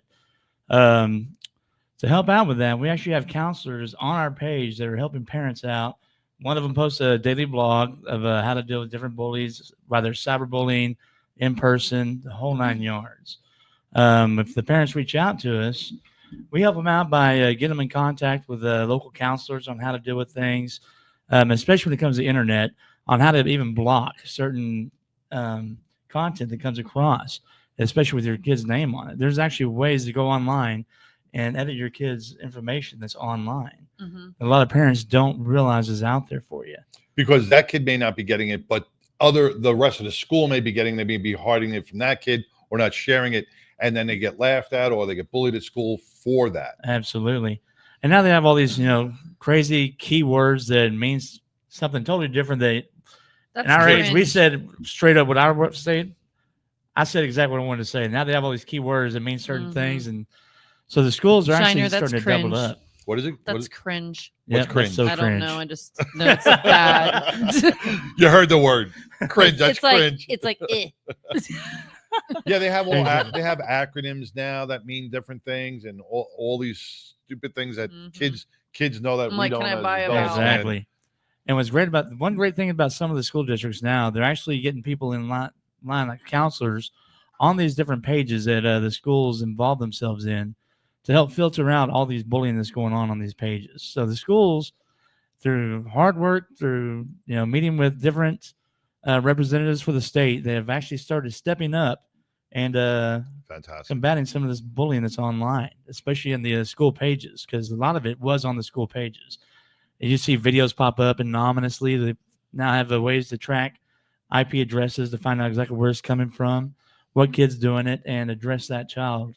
And you're saying directly. That's more in high school, what you're saying? 'Cause Yes. in my opinion, I know my kid who's 10. Yes, I gave in and gave him a phone, but it was because one, we got two households. I mean, he does have to go to his dad's every once in a while. I wanted him to have a phone. So there was that. But other than that, he's not on social or anything like that. I can't imagine him being on social media. And I don't think I'd let him even be on it in middle school. High school, He's not on social media? No. You mean your kid is not on social media? I do not. But he can ride a friggin' mini bike to his first day of school? Damn right he can. Because he's cool and he's outside. He's cool. Because he's outside. and not on his phone. I think that's actually good, though. I think that's actually good. I don't know. The whole social media bullying and stuff. I forgot my point. Oh, I'm sorry. Threw me off. Oh. But I don't know. The whole social thing, I'm glad we didn't have it. I think again, now I figured it out. There should be more of a regulation on when they're allowed age-wise to have social media. I don't think that you should be a 14-year-old with a Facebook account. I agree with you 100%. I don't think you should have an Instagram account until you're 18. All that at 18. Because that's you're advertising your body to a lot of these females. A lot of them don't know what the hell they're doing, and they're just like, "Oh, let me do this cute little dance," opening up to everybody to look at you. Well, it's just like TikTok, and you have. And that's where the bullying and then everything like that. I think you also have perverted people out there where your kid is going online and they could have a shirt on it that says Roy City Elementary School. Oh, now that pervert knows where that school is, well, knows that's the other thing. knows what city you're in. I got on and my kids don't know that. Ass. Because I knew PlayStation, his PlayStation. I knew there was he'd get on there and he could talk to people. Chat. I knew that.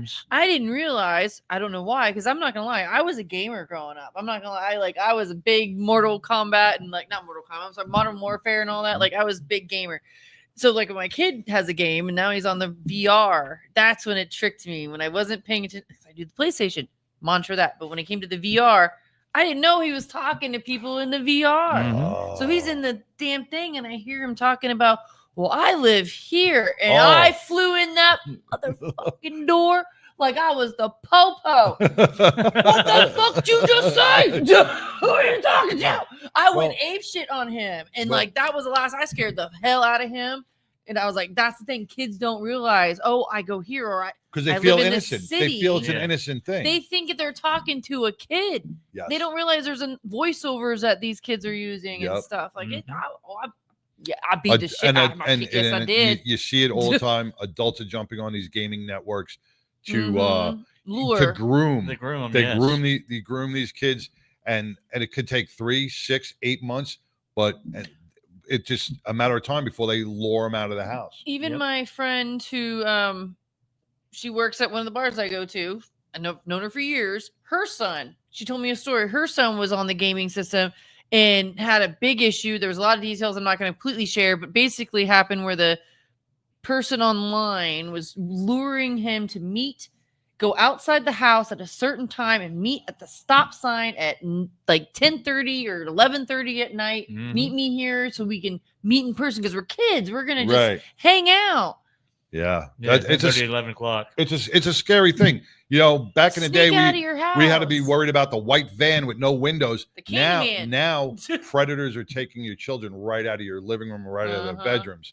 But you know, that's just one of the aspects. No, but with the bullying, this is causing kids to self-harm. You'll see their school work start to drop. They'll play sick. They don't want to go to school. What are some of the signs? Because a lot of kids won't tell their parents that they're being bullied because of embarrassment or whatever. What are some of the signs parents could look for in their child that if the kid is being bullied? One of the main ones that we've noticed is that the kid doesn't want to come out of the room. They want to stay in the room locked up, maybe come out for dinner, and they're right back in their room. They're just hiding from society, period, even their parents or their siblings. They don't want anything to do with anybody.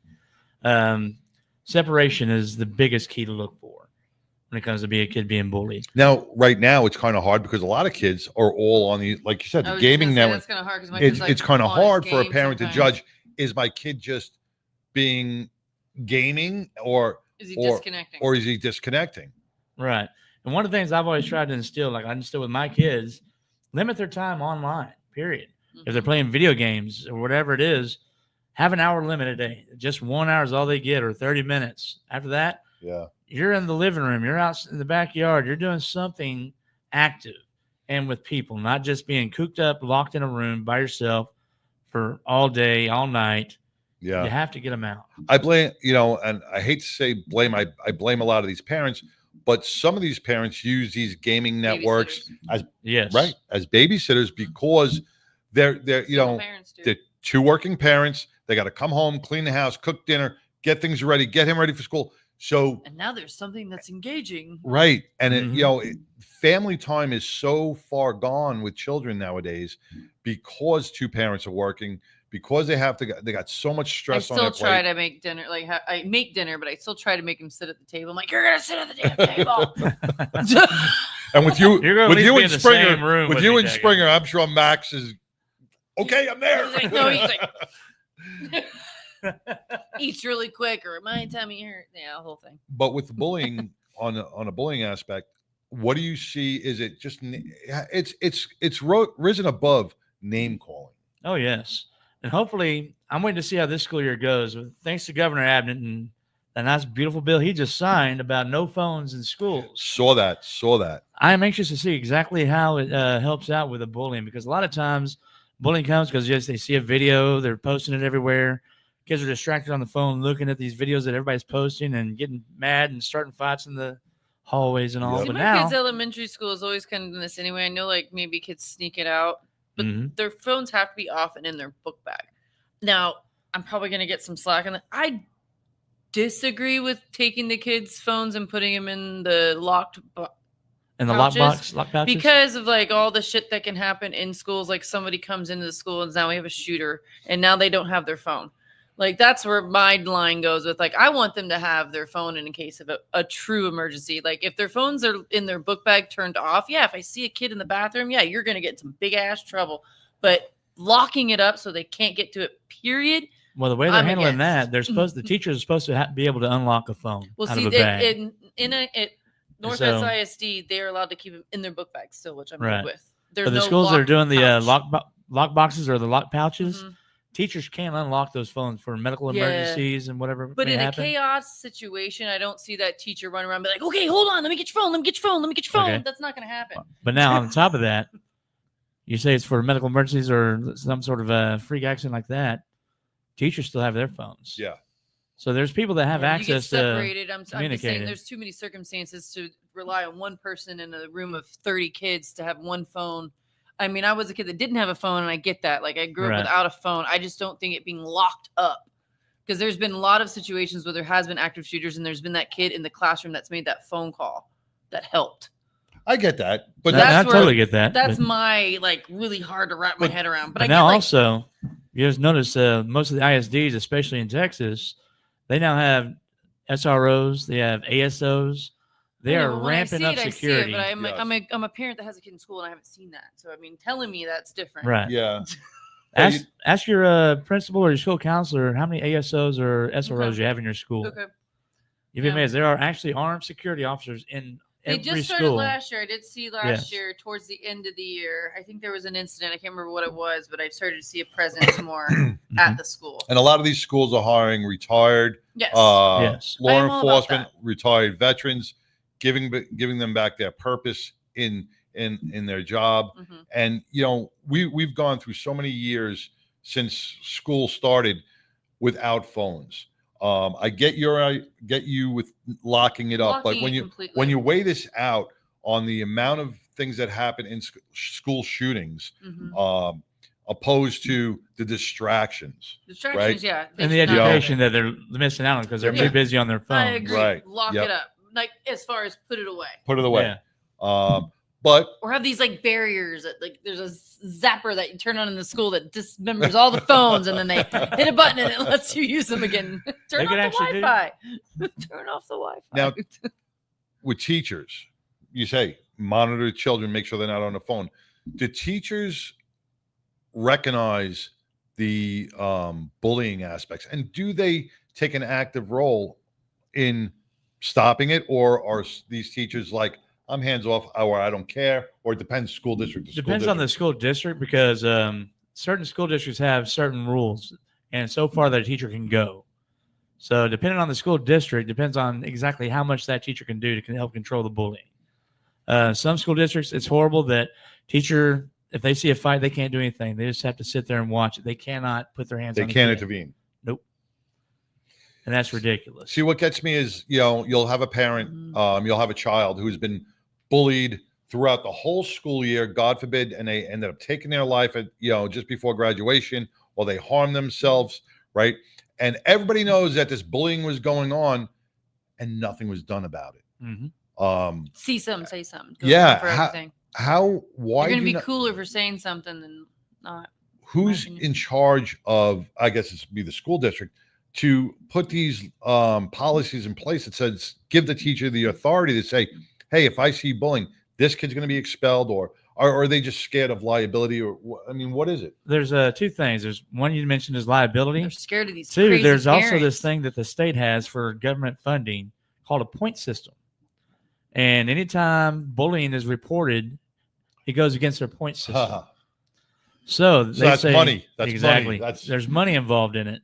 So if they have all these reports of bullying, then their money goes down. So they want to try to shoo it under the table and not even deal with it, to be honest with you. At the child's expense. And that's what pisses me off, because they will hide the aspect that child is being bullied so that their budgets do not get cut.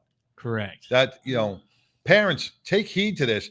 Know what's going on in your school. And if this is going on, like a point system where they're not telling or reporting the bullying of a child, that child could be yours.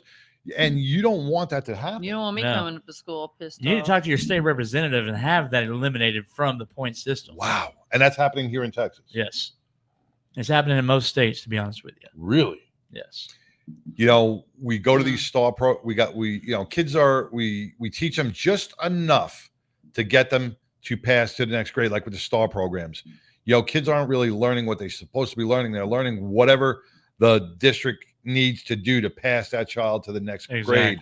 And I've been out of school for a long time. We've all been out of school for a long time. Things have changed, but I can't see why education has changed so much. I can't even help my kid do math. They even redid how they do math. Like everything's different. Yeah. I can't even help with homework. Is it that? They've redid how they do out like division, like everything. I don't even know. I can't even explain it. It's so out of my comfort zone. Yeah. It's all new. I don't get it. And God forbid you show them the way you learn, because then it's wrong. Like, Oh, I know. It's so wrong. I'm like, and then they take away home ec and all that, but they want to learn algebra. I've never used algebra, but I use home ec. Tyra's asking, did Shiner have any kids for the beginning of the school year? And I think you did. Yes, we actually did a first day ride last week for a young boy named Troy over in Grand Prairie. A first day ride. First day of school ride. Yeah. Was this a continuation from bullying of last Yes. year? Oh, really? Absolutely. Wow. We found out them at the very end of the school years when we found out about them, and it's too late to do a ride then. So she started them off strong. Exactly. Yeah. So one of my administrators, B, he's the one that's dealing with this one and handling all the situations. Reached out to the mom, said, "Hey, let's work it out over the summer, see what we can do," because he did have some physical disabilities where he couldn't ride on the back of a motorcycle. So this is the kid you put in a slingshot. We put him in a slingshot. Put him in a slingshot. That's right. We got him a slingshot, which he absolutely loved. He's always wanted to ride in a slingshot. Oh, wow. So he got his ride to school in a slingshot. Had the bikes in front of him and in back of him. While he was there at school, of course, the school knows we're coming. We always tell them, we update them on what we're doing. Was the child, now, the end of the school year, who was being bullied? Yes. Was there any bullying throughout the summer? Do you know of? Not that we heard of. Oh, okay. No. But once we showed up, the school's taking pictures. They're supporting them. They're loving on them. Students are walking up going, "That was so cool." You know, that's what it's about. Mm-hmm. We're taking the kid, just like my shirt says. This is our theme right here. Every kid deserves to be a rock star. Hell yeah. And so when you show up at school with a bunch of bikes, or you're in a side-by-side, or whatever it is you're riding in, you got all this support. You just became that rock star. You just became the coolest kid in school. Mm-hmm. And that right there normally eliminates all bullying right there. Of course, we'll take it a step further if we can offer them, if the parents can't afford it. We got counselors we can refer them to, pro bono. We've got programs in different dojos and boxing rings where we get them in self-defense class. To build up self-confidence. Yes. Real quick, we got Hobo from the Thin Blue Line LEMC. He is an SRO in one of the school districts. Yes. He has been doing tremendous work with the children, giving and Spokes for Hope. Alton Wells helped out a lot by bringing a bike program into the schools to help further their to stop distracting them from everything else and saying, "Hey, listen, if your grades improve, you'll get a bike at the end of the year." So Hobo has been essential in that, and I'm sure Hobo can tell us stories about bullying that goes on in his elementary school as well. Oh yeah, between Hobo and I don't know if you remember Mad Dog from Eternal Feud. Yep. He's a Rowlett PD. He's actually a SRO. He just switched schools. He was at Rowlett High School. Okay. And when I say this man is involved with the kids, he is literally knee deep. If it's a dress up day, he's dressing up, putting wigs on. He's doing backflips during pepper rallies. He's doing whatever it takes. Good. I love that. Good. Odin. Hobo's not going to be doing any backflips. Hobo does. No. Hobo. I bet he used to. I bet you. He's flipping something back then. Yeah. He's flipping bikes. But even like Odin's an older gentleman. He's an ASO because he is a retired police officer, along with Gator, both of them 9 brothers. Mm-hmm. And I know Odin himself plays music as the kids are coming up from school in the mornings. He's playing different fun songs, upbeat, giving high fives, and getting personal with these kids and creating a positive environment and giving them that love that they need. It's awesome. See, and that starts the kid's day off with a happy note. Exactly. Because I just got done yelling at him, "Get your ass out of the door!" Yeah. You're making me late. I mean, I'm not late to anything, but I was trying to give you a boost. No, I'm just a mean mom. And it does 2 things. Where if you think about it, because they are officers, they're positions like that. A lot of these kids, they're taught, that police officers are bad, they're evil, stay away from them. Well, guess what? In school, they're learning these are actually really cool guys. Yep. They care about me. So there's 2 effects there. They're giving them a positive attitude, getting into school. They're also giving them a positive outlet towards police officers. So they're changing their lives completely from what they're being taught. Yeah. Now, important. now maybe Hobo can answer this, or you can answer this. Now, teachers are bound by that point system, right? It do not report the bullying. How about an SRO? Can an SRO intervene on this? Do they have the That's authority? one of the main things they do is intervene on. Do they have stuff like that? if they see that? They fill out reports, the whole 9 yards. Does that go against the point system as well? Or I don't think so, because that's handled civically now.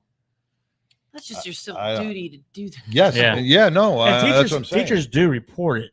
Whether it makes it past the principal's desk, that's another story. Gotcha. So now, some parents aren't always notified of the bullying. It may be weeks later at times.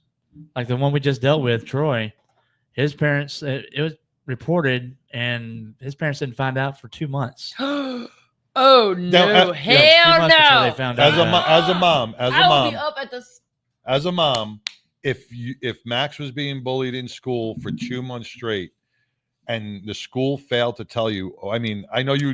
But you here's would flip my out. thing as well, though, and I'm not saying I know the circumstances are different. I would hope to God I'd be able to catch it before the school got a hold of me. Like my kid came home one day with something up his ass about something, I'd be up at the school. I'm not going to be hovering over because I know like the scenario, like you're going to get beat. Like if you got in a fight, I'm not going to run up there. Like, did you win? Did you get a good, whatever. But like if it's constant, maybe a week, I'll probably be the one that goes up first. Be like, well, what are we doing about this? Right. You know, if I don't hear anything about it, that's what pisses me off. Couple months.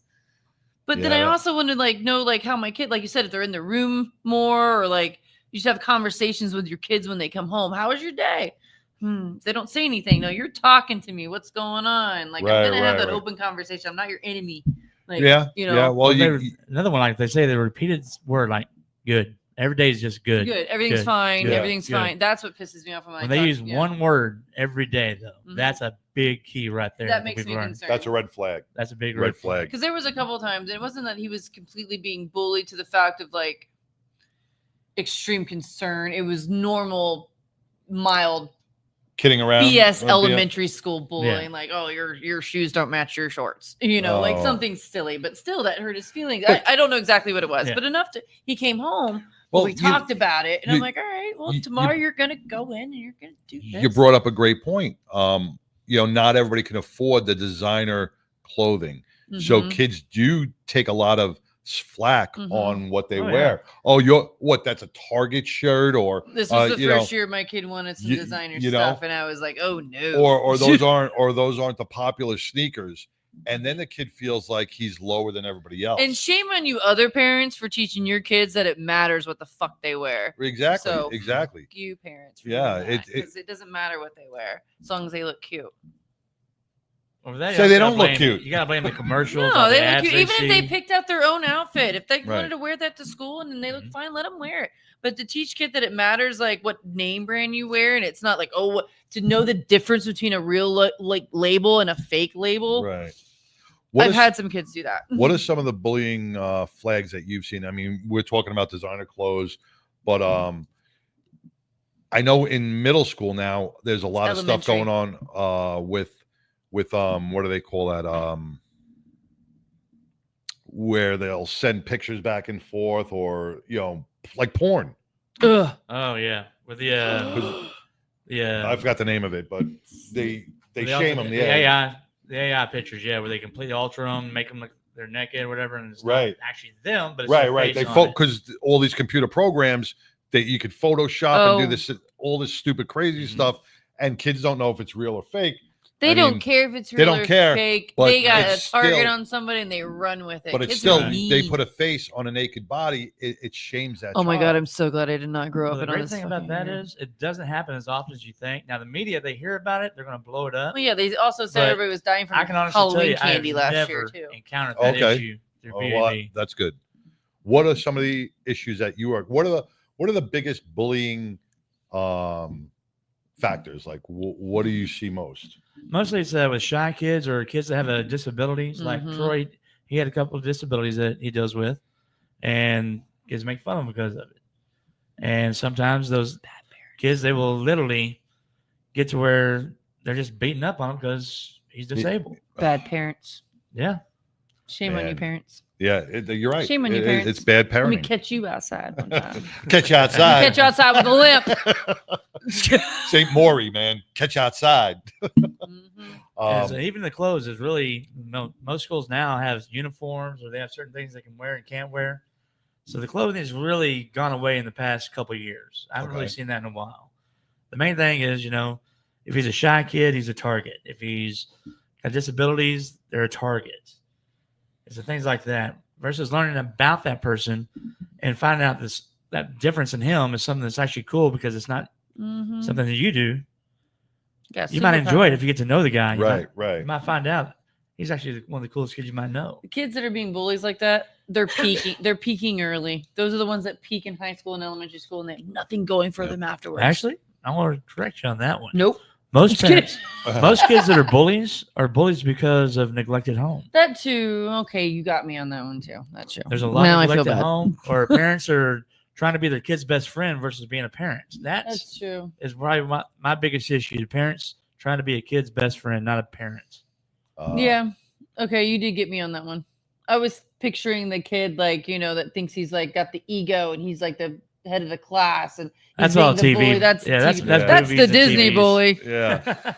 Yeah, because if a kid's getting neglected at home, he's going to try to take it out on the lower parts because it deflects from their pain. He's going to go to the lower part of the food chain. What are some advice that you parents with the school season starting to have their kid not be victimized? Be involved. Yeah, be involved. When you say involved, because being involved means so many different things. Don't just ask your kid, "How was your day?" They're just going to say, "Good, great, it's all right." Say, "What did you do? What did you learn?" Become an active, take an active role in the kid's life. Exactly. Sit at the table when you get home. Don't just let the kid go into his room. Start sitting down. Dedicate 30 minutes to do something healthy. Go for a walk with them. Yeah. That's so I'm not the best at oh, how was your day? Because he's like, fine, great. Yeah, fine. I'm like, great. I don't want to talk to you either. Shit, what do you want to do? You hungry? That's how our thing goes. So you just feed your kid. I feed him and make sure he's clothed in nice stuff and not make super nice. I mean, he doesn't wear name brand. I mean, everything he gets what he gets, but he doesn't throw a fit. That's what he learned in daycare. But it's also the taking walks. You can tell when a kid wants to hang out with you because we might not have the best communication. He's not going to sit down and go, well, Jan did this and Tommy did that. Oh my God, Mom. He's not going to talk to me that way. It's not happening. So, and I kind of don't have time for it and I don't want it. And bad parent. I don't care. Yeah. He's fine. He's a great kid. But I'm going to notice when he's going, well, do you want to watch a movie? Do you want to go for a walk? Do you want to do something? Because now there's something going on. He's itching and inviting me to do something with them. Yes. So you have to be paying attention other ways too. If he's just completely fuck, I don't hang out with you. I'm mad at everybody. Throws his book bag down. Somebody done pissed him off. Let him hang out. Chill out for a minute. Go in a few hours later. But then if he's there's different things besides going, well, he didn't tell me about his day. You got to know your child. You got to know your child. Because every child's different. Because my kid ain't going to tell me shit about his day. He's going to be like, what'd you have for lunch? I don't know. But yet you remember what your Fortnite score was last night? But you don't know what you had for lunch? Yeah. So as a parent, follow me for more parenting tips. Take a kid out of the comfort zone. Yeah. As a parent now, my kid is being bullied. And now I want Bikers Against Bullying North Texas to step in and help. What could a parent do? Easiest thing to do is go to our Facebook page. It's Bikers Against Bullying North Texas. Anybody can join. You don't have to be a biker to join. We invite parents. We invite kids if they want to, read some of these things the blogs that are being posted on how to handle bullying. We have kids that go on there and read all the time. It's amazing, and they're learning how to deal with it themselves. So, which is good. It's a great thing. It's a great thing. But reach out. I mean, like I said, my name is Ken Harrison. I'm the founder of it. I'm right there as your admin. Send me a personal message. I will guarantee you I will reach back out to you and I will talk to you. All right. So now I want to do this ride for my kids being bullied. Shiner, can you get a group of guys together and ride my kids to school? How does that work? We're going to evaluate the kid. We're going to evaluate the situation.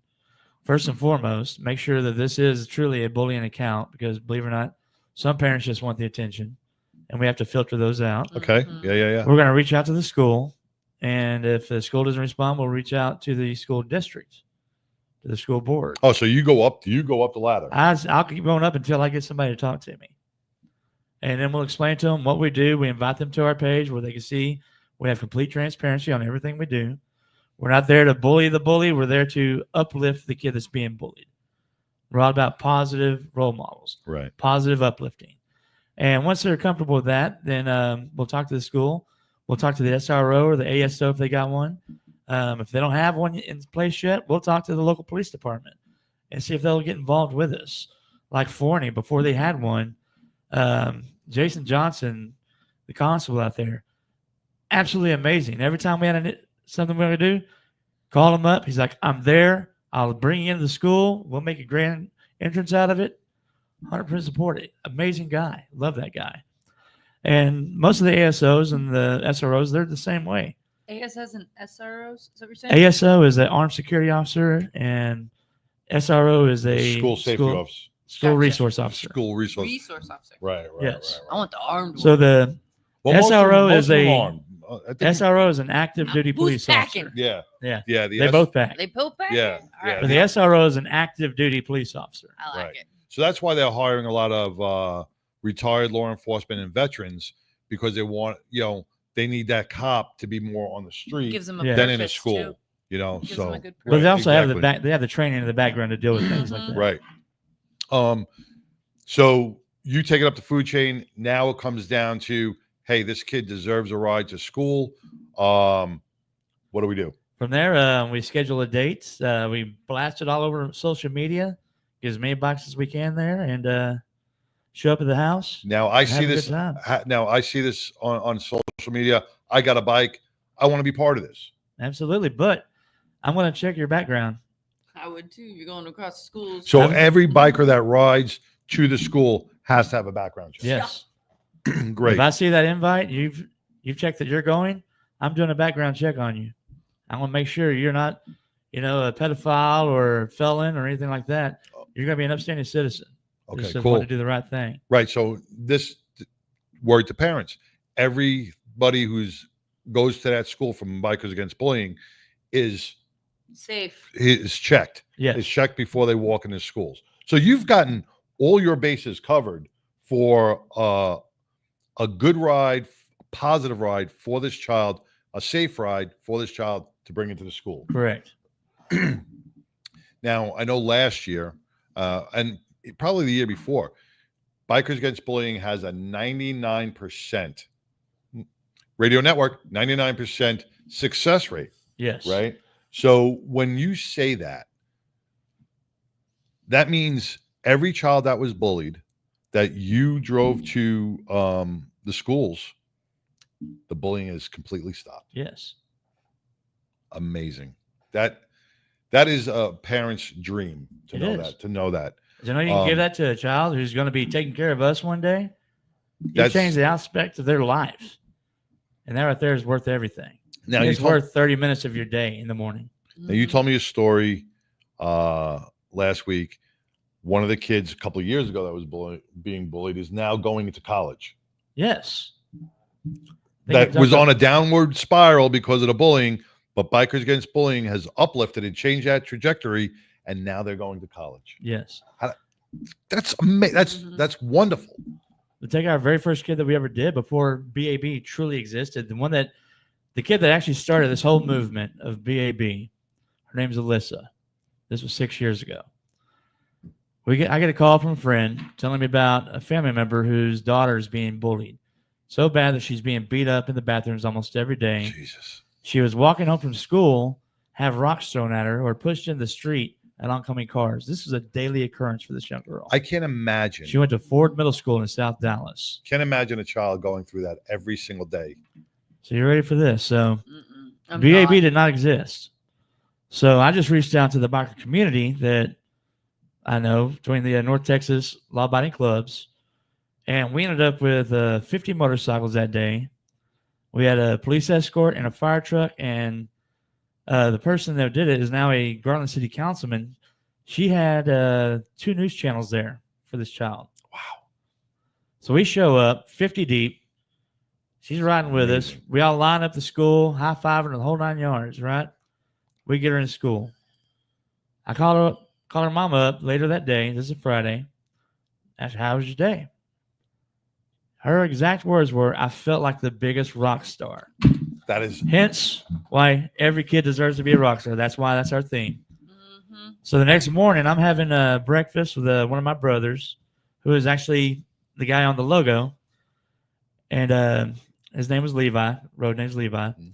I was like, Levi, if we can do this for one kid, why can't we do this for any kid we can find that needs this? He's like, I'm in. Let's do it. So we started BAB at the Beef House in Garland on a Saturday morning, eating our breakfast and just talking about the day before. And that's how this all began. Wow. From one kid's success. Now, I want to top you off. That girl later on in high school, the bullying stopped that day on her. In high school, guess what she was? Homecoming queen. Dude, so she went from being the most bullied kid to the homecoming queen. That is getting me. I mean, how could that not get you emotional? Knowing that one person's time and effort, yours and Levi's, to do this, to support a child that you didn't know, getting crowned homecoming queen from being bullied. You saved that. You changed that girl's life. She was just from a ride. She was failing grades and everything while she was being bullied. She became an A honor roll student, and that's been the biggest thing. All these kids that are being bullied, their grades are just plummet. Of course, because it kills them. Yeah, they're too worried about what's going to happen to them while they're in school. So now you take that bullying away, their grades just soar. That's another thing to look for. I didn't even think about it. Look at the grades. Yeah. If you see the grades starting to slack, they're probably being bullied. Oh, I was a shit kid. I had really bad grades. I wasn't getting bullied. I was just a really bad kid. Well, yours are constantly bad, then I'm guessing. Yeah. Yeah. I had a if C you go average. from being a honor roll student to having failing grades, there's something happening there. And look what you could do. You can be sitting here right at this table. Dropping all the F-bombs. Yes. Yes. I'm glad it was noticed.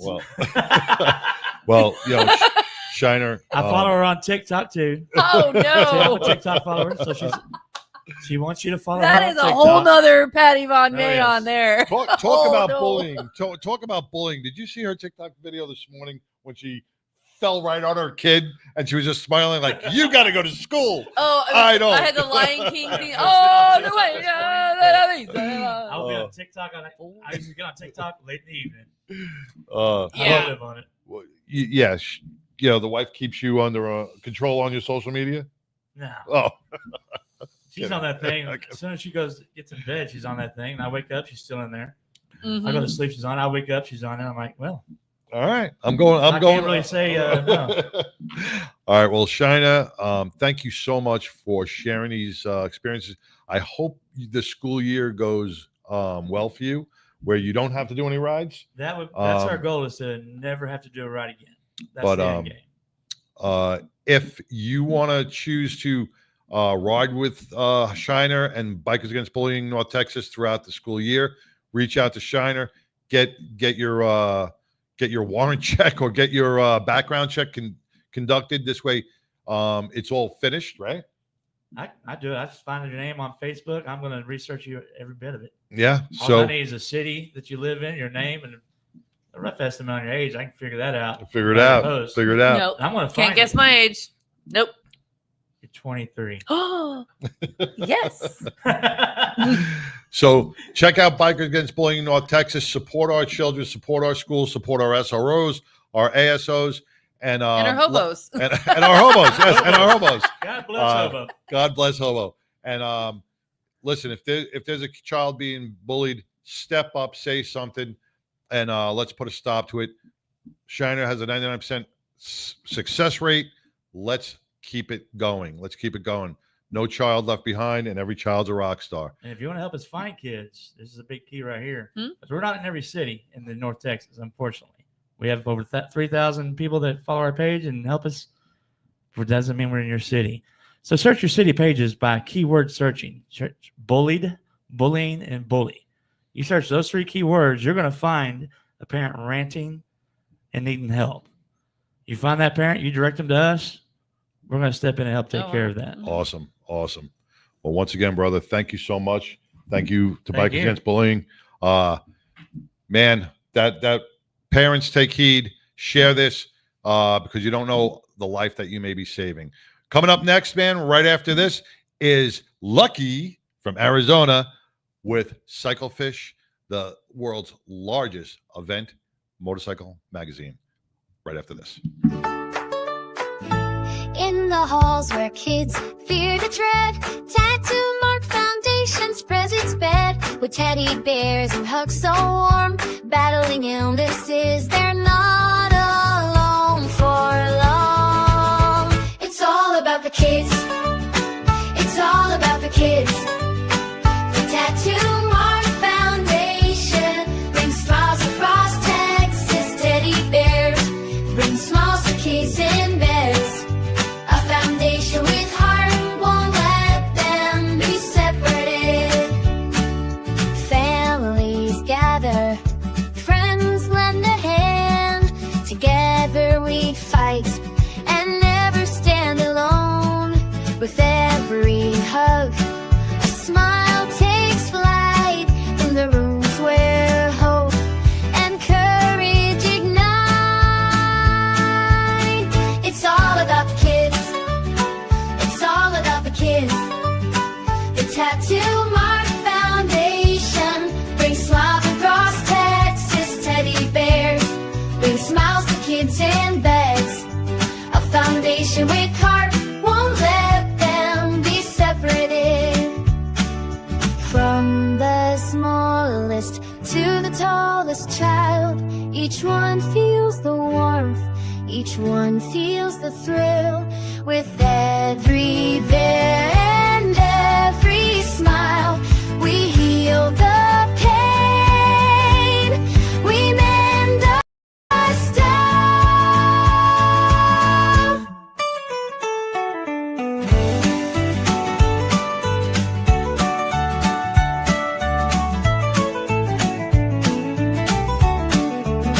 It's all about the kids. It's all about the kids.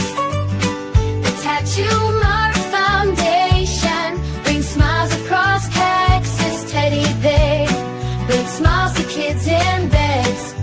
A foundation with heart won't let them be separated. It's all about the kids. It's all about the kids.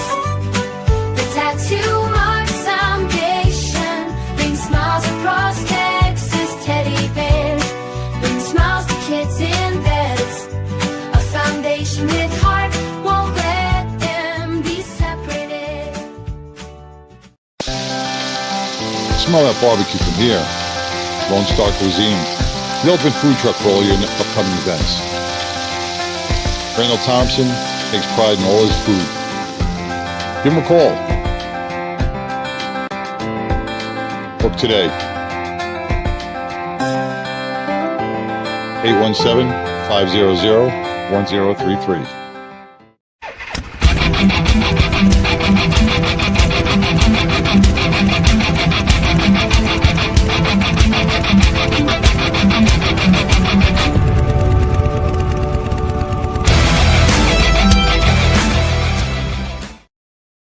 Hey, welcome back to the 99% Radio Network here in the Fishbowl. Man, that was Ken Shiner Harrison with Bikers Against Bullying.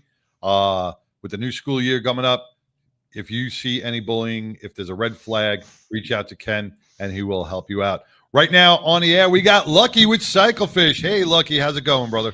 Hey, how's it going there? Sideshow. Barely see my phone. Okay, I see it's you and Pitbull are still there. Okay, I couldn't tell if your guests were still there or not. Okay. Oh, no. But the little side picture that I'm looking at is really small. How you guys doing? Doing awesome, brother. I heard you moved from the big CA over to AZ. I did. I mean, we moved out to Arizona here. We're just loving it. absolutely loving it. Just kind of winding down a little bit, I'm getting a little older now. Turned 67 last week, and we just needed a little more relaxing life, so we moved out here to the desert. Right on the edge of the desert. We're still in the city, but you go about 300 yards down my road, you got 200 miles of desert sitting in front of you. So it's just a lot of dead bodies out there. Yeah.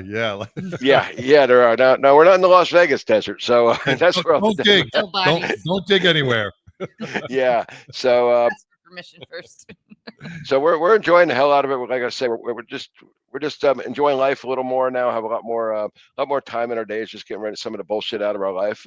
Still running Cyclefish together here, and working on that. But as I say, just really starting to take it easy and just not be so go all the time. So I had to get out of the big city and the cluster and all that shit. So, but it's nice to be back with you guys. It's been a while. Yeah, I am still playing pool. I joined the pool league out here like the day after I got here. Did a couple things were priorities as soon as I got here. Were joining the pool league, getting my pool table all set up in the house here, and buying a Jeep. I went out and bought a Jeep since we're living out in the desert now. Boy. Yeah, so we're out. We're Jeepers in the summertime, and then we'll be bikers in the falls, winter, and spring. Yeah, it's got to be hot in Arizona to ride, man, and pretty dusty. It is. We got here in May. We've been here since the middle of May, so June, July, August, almost 3 months now we've been here. And I'm out on the road a lot, just going here and there and doing errands and riding out to the desert in the Jeep and stuff. But I have literally seen probably 10 motorcycles total the whole time I've been here to 3 months.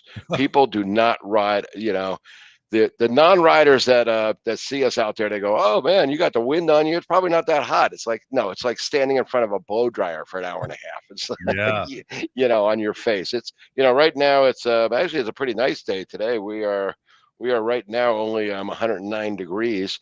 So oh yeah, we're only at 109. Oh my God. When it hits double digits, I swear, I come home from pool sometimes. I get out of pool league. I play pool twice a week in the league, and sometimes I'll be coming home at 10:30 at night. And if it's in the double digits, if I see like 99 on the thermometer in my car, I turn the air conditioner off and roll the windows down. It's like, this is fantastic, because a lot of times, even at 10:30 at night, it'll be 106, 107 degrees out there. So. But we're adjusting to it, and like I say, we're old, so we're not out there. I'm not jogging, playing tennis, or anything like that. I'm going from one air-conditioned place to another air-conditioned place. That's what life's about, air conditioning. And just holding off until until September, October get here, so we can get back on the road and have a nice cool breeze in our face, because it does actually get cool out here. I mean, it gets light jacket cold in the wintertime out here. So we're looking forward to that. Well, Lucky, for those who do not know about Cyclefish, tell us how Cyclefish started and what it's all about and what it provides for our motorcycle community. Well, first of all, if you don't know about Cyclefish, sell your damn motorcycle. But no, we are a network. We're a social network, so you can join Cyclefish just like you can any of the other social networks out there. Set up your own personal profile. You could be as participative as you want. If you want to share stuff with other users, blogs, forum posts, set up your own photo albums. Just talk about yourself, just like you do on any social network, except we're all bikers out here. Everybody out here rides. Right. You're welcome to do that. If you just want to visit the site, you don't even have to sign up. Everything out there, except for what people, indicate as, for registered users only or for my friends only, everything is available to the public. So when people post a blog about, their trip to Sturgis or where to go in Sturgis, or when they post events, on our website, you don't have to sign up. You can just come out and browse the website and see all that stuff. We have, I think the last we looked, we have something like 300,000 individual pages out there on our website. Just events, stories people have shared. We've got our business finder where you can find biker-friendly businesses wherever you are. Just put in the zip code. It'll say within 5 miles, I want to find a biker bar. I need to find a bike shop within 20 miles. We'll find those for you from registered members on Cyclefish. So there's a lot of stuff, but our claim to fame is definitely the motorcycle event calendar. We are by far the most popular and most used and most accurate motorcycle event calendar out there. We get almost 1 million views to our event calendar every month. So if you're looking for a way to get your event, seen by people, put it out there. If you're looking for events, I was just checking prior to coming on the show here, and we have got, I wrote it down here, I highlighted it. We have got 261 events happening just this weekend listed in our calendar, motorcycle events across the country. What's so important about the calendar, this is what's so important. If you go to the event calendar and you see, like, say you want to do a motorcycle ride here in the DFW area, but you see another event being hosted that same day, you know, this will stop the conflict. And you can pick another date. And this way you get more riders for your event. This helps promote your event. You're not conflicting with anybody else. Oh yeah, I talk to event promoters and organizers all the time, and they love that. They love the fact that they're not going up against somebody, or they're finding other event promoters to partner with. It's like, okay, you're having an event the 1st of August. Ours is the first week of September. How about if I come out to your event and hand out some flyers? Would you mind that? And I'll be glad to share your event on all my social media posts, and so on and so forth. So we put a lot of event organizers together. We put a lot of vendors together with events. It's a great resource for vendors. I mean, if you're just looking for, just put we've added a new feature now where you can go in there by date. So if you're going to be somewhere, the end of August to, beginning of September, you got a 1 week lapse between two events. Just search for those weeks out on CycleFish and find something that's en route to, between the other events you're doing. And it's a great way for vendors to find, find events they want to hit up and vend at. So it's a great, musicians, if if you're looking for events to play, we normally have contact information for all the events out there listed. So, find an event you want to play at near you or near where you're going to be, and, contact that event promoter and, get yourself in there. So we've got a lot of exciting stuff going on here. Again, it's totally free to put your event out there. Anybody that wants to post an event on CycleFish, it has to be motorcycle related, or we will pull it down. Don't come out there if you just, if you're a bar, even if you're a biker bar, if you just have a band playing on Friday night and it's not a bike night, you're not doing anything for the bike, you don't have any bike games or anything, don't post it out there. Right. Because our, so our event would just get cluttered with thousands of, thousands of things that. Pie big. I don't know, can I? Because it's just being held at Harley. It's not necessarily. But it's a biker event. We're going to have bikers games. Yeah, if it's something like that. Yeah, where you're expecting people to ride in on motorcycles. Like I said, what we're trying to avoid is the people that are expecting people just cars to show up. It's on a Saturday night. They're not doing anything for the motorcycles. It's not at a motorcycle shop or a Harley dealer or something like that. We just don't want every band listed that's playing every Friday night. We did that. If we did that in Texas, I'd have 600 events listed out there just for that type of stuff, and people wouldn't be able to find the motorcycle events. Now, true motorcycle you, you can list from state to state to state, right? So, like, if I go onto the calendar and I'm listing for Texas, it's not. I'm not going to see a whole bunch of California stuff on there, right? No, you're going to see. No, you can pick states. You can pick. We allow a lot of sorting. If you go out to, when you get to our event calendar, if you're on a computer, you'll see on the left-hand side of the page, it'll say select events to view. If you're on a mobile device, which just about everybody is these days, nobody uses computers anymore. About 80% of our traffic comes in from mobile devices. There's a little button right at the top of the event calendar. You click it. It says select events to view. It allows you to choose the state, the date range. If you just leave it open, it'll show you the nearest upcoming event to the furthest one away as far as dates go. You can select the type of event you want to see. If you just want to see bike nights, or you just want to see poker runs, if you just want to see motorcycle rallies or bike shows, you can check those boxes, one or more of those boxes, just to see the events you're looking for. And then just hit go and it'll sort them out, basically any way you want them sorted. So it's real easy to find events that you're looking for. You can filter through everything. It's this way you're not getting all the junk that you don't want to see. And that's great. I love it. And when you're traveling in countries, traveling is a big thing too. And you want to, hey, what's going on in this city I'm visiting? Well, especially if you're going across country and you're like, well, hey, listen, I want to see what's in New Mexico. I want to see what's in Arizona. Right. Yeah. Yeah, exactly. Or if you're planning a trip, if you're planning a trip for next summer and you're going to be, spending 2 weeks in Michigan with your family or whatever, find out what's going up there during that period, in the in the motorcycle Michigan, world. And it's cold, it's snowing. What else is happening in Michigan? You ain't riding in Michigan in the slush. And the same with our with our biker friendly business finder. We've got several thousand businesses out there. So you just click on it and say, like I say, ask whether you're looking for a bar, a restaurant, biker-friendly lodging, biker-friendly camping. Just put in the zip code where you're at, or you can even hit the button that says use my current location. We don't use your location unless you give us permission to. If you're on a mobile phone, once you hit that button, it'll pinpoint you just like on a Google map and show you everything within 20 miles of you. So it's a great for when you're on the road. So, and then, your events are out there, especially the charity events. We love promoting the charity events. For those people looking for additional promotion, we do advertise. And when you look at the CycleFish calendar, you'll see some banner ads. They're not intrusive. They just kind of show up like, an image ad throughout the calendar. So if we wanted to put, say, the 99% Radio Network on a banner ad, right? What would a small little banner ad for us, or for anybody, cost? It really varies by region. We sell ads a couple ways. We sell site-wide ads. So if you want it to be, for something like 99% Radio, of course, you're looking for an audience across the country. So we'd probably do, a small, world. So we do a small, site-wide ad for you. We can narrow it down again since our 80% of the people that visit our site stop by the event calendar. I mean, every biker, no matter what they come to our site for, to read a blog, maybe ask a question in the forum about, how do I do this? How do I, change the brakes on a Softail or whatever. They ask questions, they get answers. But while they're there, they always click that motorcycle event button to see what's happening near them. So that's the majority of our traffic. So if you wanted to advertise locally, you could advertise on, the event calendar for, for your area. And that's something new we started. We just started offering sponsorships. So we're allowing one main sponsor per state to sponsor our state calendars.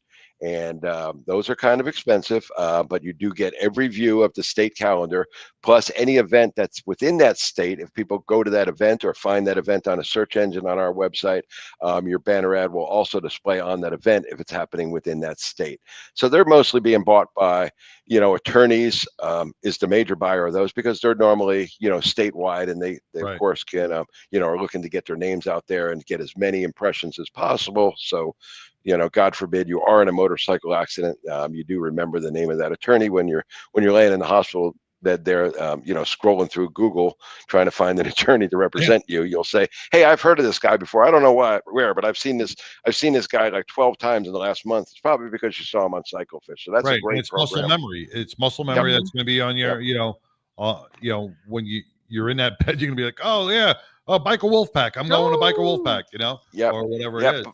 But the banner ads also work great for the events, because, you take somebody like Laconia, that's in New Hampshire. If they list their event, which they do every year, it's only going to show up in our New Hampshire calendar because that's where they are. I mean, how many people actually look at our New Hampshire motorcycle event calendar, to be honest, with you?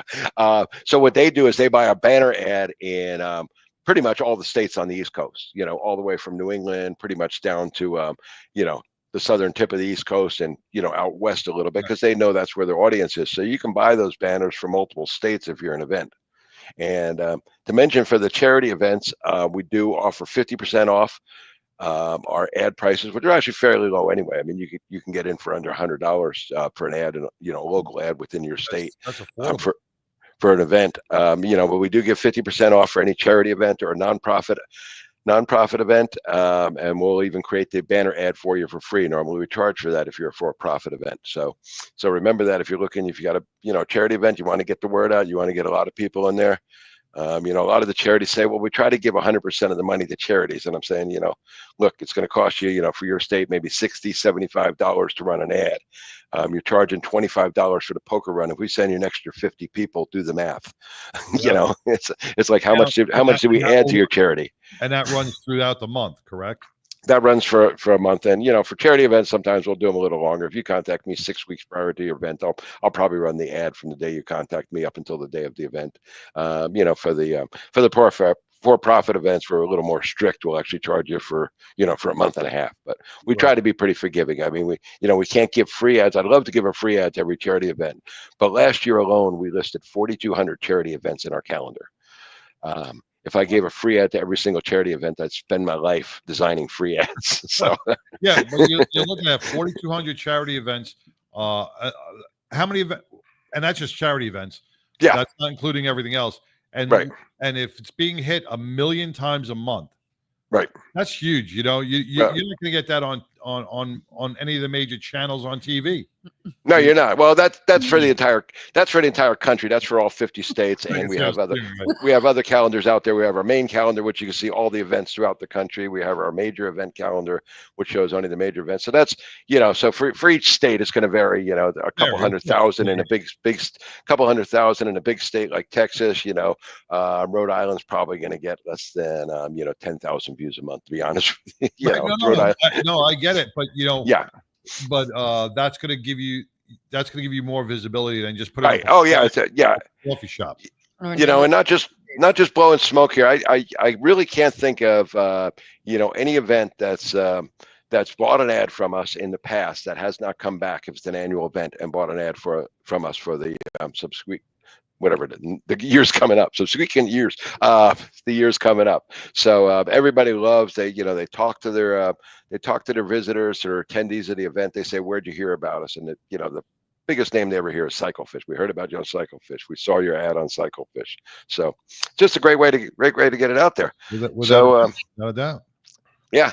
So enough about CycleFish in general. Let me just tell your audience here about a couple exciting things. If you're not on CycleFish and not looking, Sturgis just passed. We're rolling toward the end of the summer here, but there are still a lot of major events coming up across the country, as well as all the local and regional events. We've got the Indian Bike Week going on right now up in Wisconsin. It's mostly Indian riders, but every motorcyclist is welcome up there. It's running now through August 18th. The Four Corners Rally happening up there in Durango, Colorado, on the corner of Colorado, Arizona, Nevada, and New Mexico. That's a good sized rally. That's happening the end of this month. The Easy Riders Rodeo, the world famous Easy Riders Rodeo, is happening in Ohio the end of this month, running through the Labor Day weekend. So, and then there's a lot more coming up in September, October down in the southern states. We still got a lot going on, through October. So there's a lot out there. People are thinking they don't, that the riding season is over. Daytona starts it and Sturgis ends it. It's like, no, I'm looking now, just major events. I think we've got probably about 15, 18 more events. Riding season. We just really feel like Texas took a break for a few months. Yeah, we're getting into it. Yeah, season. I mean, we got the Lone Star Rally that's going to be kicking off over in in Galveston. I think that's in November. So Yep. Lone Star Rally here November 6th through the 9th down there in Galveston. Roscoe's Chili Challenge. Mayhem. Yeah. There you go. Yep. Talked to Johnny on Monday. I was actually on the Motorcycle Mayhem radio show on Monday. So and then we've got even into November, you got Roscoe's Chili Challenge happening in Florida. January, we got Gibtown Bike Fest coming up. Yeah, and if you're making plans in advance, I think we already have probably just a little over 200 events listed for 2026 already, believe it or not.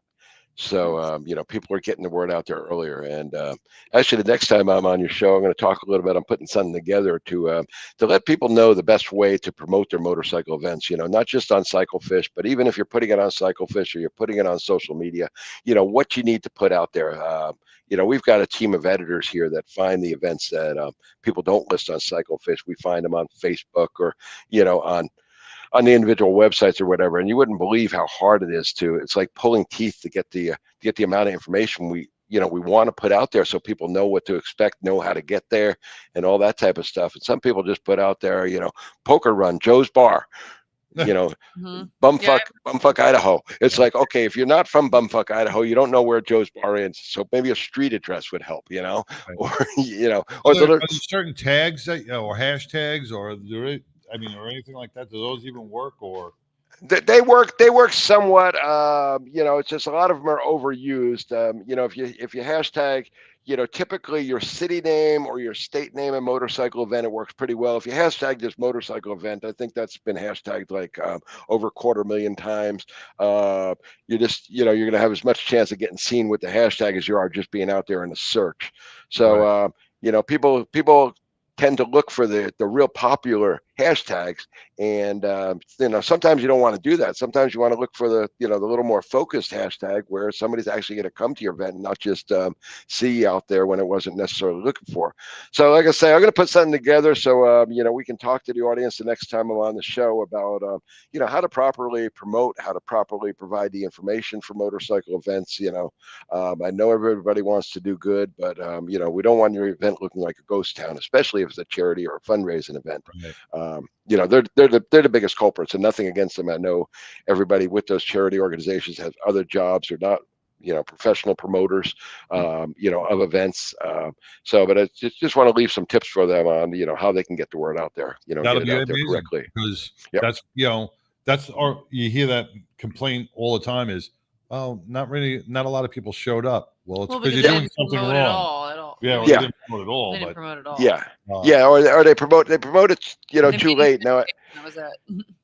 Yep. Now I know bikers are, not the biggest advocates of planning ahead. Most of us start looking on Wednesday for what we're going to do on Saturday.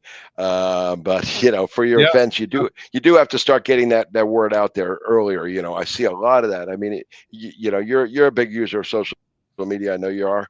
And I'm sure you see it on Facebook. The first time you've ever heard about an event that's happening right down the street from you is on Thursday. It says this Saturday, giant poker run. Well, it's not going to be a giant poker run if you're just telling people about it on Thursday. Okay. Right. So they already made plans. Right. So there's different degrees of marketing, especially when you're trying to plan an event. There's actually a formula, and I'm sure you're going to share it with us when next time you come on. Yeah. Yep, we'll share a whole lot of useful information out there, and working with my my editors, my social media team, and we're putting together some very useful information that'll help people out there, get their events promoted correctly, and get a lot of people out there. So, all right, yeah. Hey, I really enjoyed listening to your last guest. That was pretty interesting. Shiner with the Southern Dogs and Bikers Against Bullying. Man, he has dedicated his life to the children of the state of Texas, of North Texas. And he's really done an amazing job with that foundation. That's great because that this bullying thing is just getting a little out of hand. And I'm getting really tired of seeing people, instead of jumping in and doing something about it, what do? They hold their cell phones up and post it on social media. That just pisses me off. It's like, put your damn phone down and jump, or you turn your phone around and dial 911. Do something, damn it. I hate seeing that. It's like, look how cool this is. This poor girl's getting beat up by 6 other girls in the bathroom at junior high school. It's like, yeah, that's cool. Aren't you big and tough? They just had that big fight. It was all over the news. It was caught on camera, but you had to see everybody circled around. Everybody had their phones up like this. Yeah, exactly. And I'm like, I'm gonna be the one walking around like knocking all the phones. This guy's getting kicked in the face. He's getting pummeled by 3 guys, and nobody is doing a thing except videotaping. It's a horrible society when we've come down to that. I know. It's just how many likes can I get, even if it's the worst thing? It's just like we run a pretty popular what we call group on Facebook called Biker Crap, and people can post out there what they want, and I don't know why everyone is so obsessed with posting pictures of motorcycle accidents. I don't want to see motorcycle accidents. Okay, I want to see people enjoying riding down the street. I want to see people doing biker games. I want to, see stuff like that. These people are just obsessed with posting motorcycle accidents on these groups on social media. I just don't get it. Why they're so obsessed with motorcycle accidents and sharing. You look at the amount of shares they get. I mean, if it's really a gory, tragic accident, it'll get 200,000 shares in the first 3 days it's out there. Yeah, and it's a violation of that guy's person's privacy, man. Nobody wants for a family member to see their loved one all mangled up or hurt. Yeah, you don't want to see that. You don't want to see that. Basis, yeah, and I understand. We need to know there's accidents out there, but we don't need to get that carried away with it. I mean, we need to know that there's inherent dangers of motorcycling. We need to be safe out there. We need to be alert out there. We need to do everything we can to alert motor vehicle drivers that we are out there. But like I say, just to post those accidents, the ones I do find kind of interesting, though, I hate to say it, are the idiots that like do wheelies and come over backwards on a public street. It's like, okay, if you're going to be stupid, you deserve to get mocked on social media. I want to see you fall on your ass. Lucky, yeah, if you're gonna roll, we got to roll for our next guest. But I want hey, no worries. So much, brother. And we will connect after the show, and we will do some bigger and better things, and we'll get with you. Sounds great. I'm really glad I came back.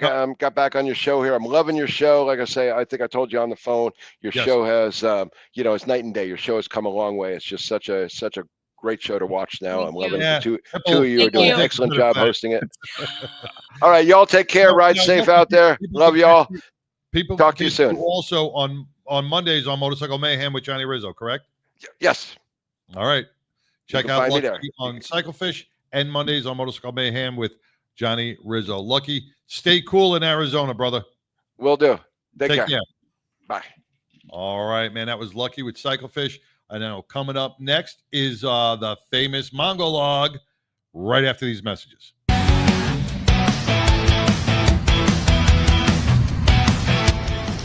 I'm Sassy Sin with Battle and Betties, and I ride with the 99% Radio.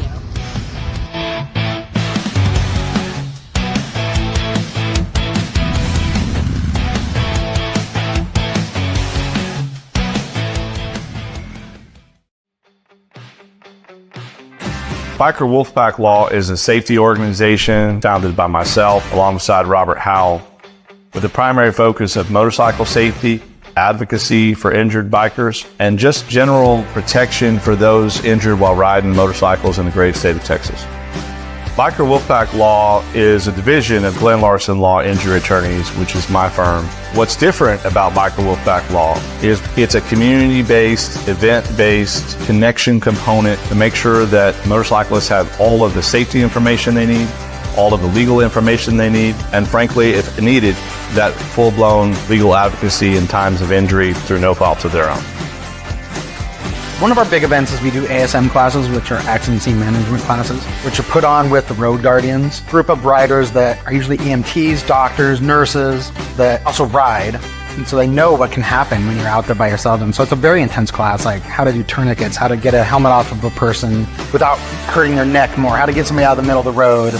We do those a couple times a year, and the more safe riders are out there, the better it is.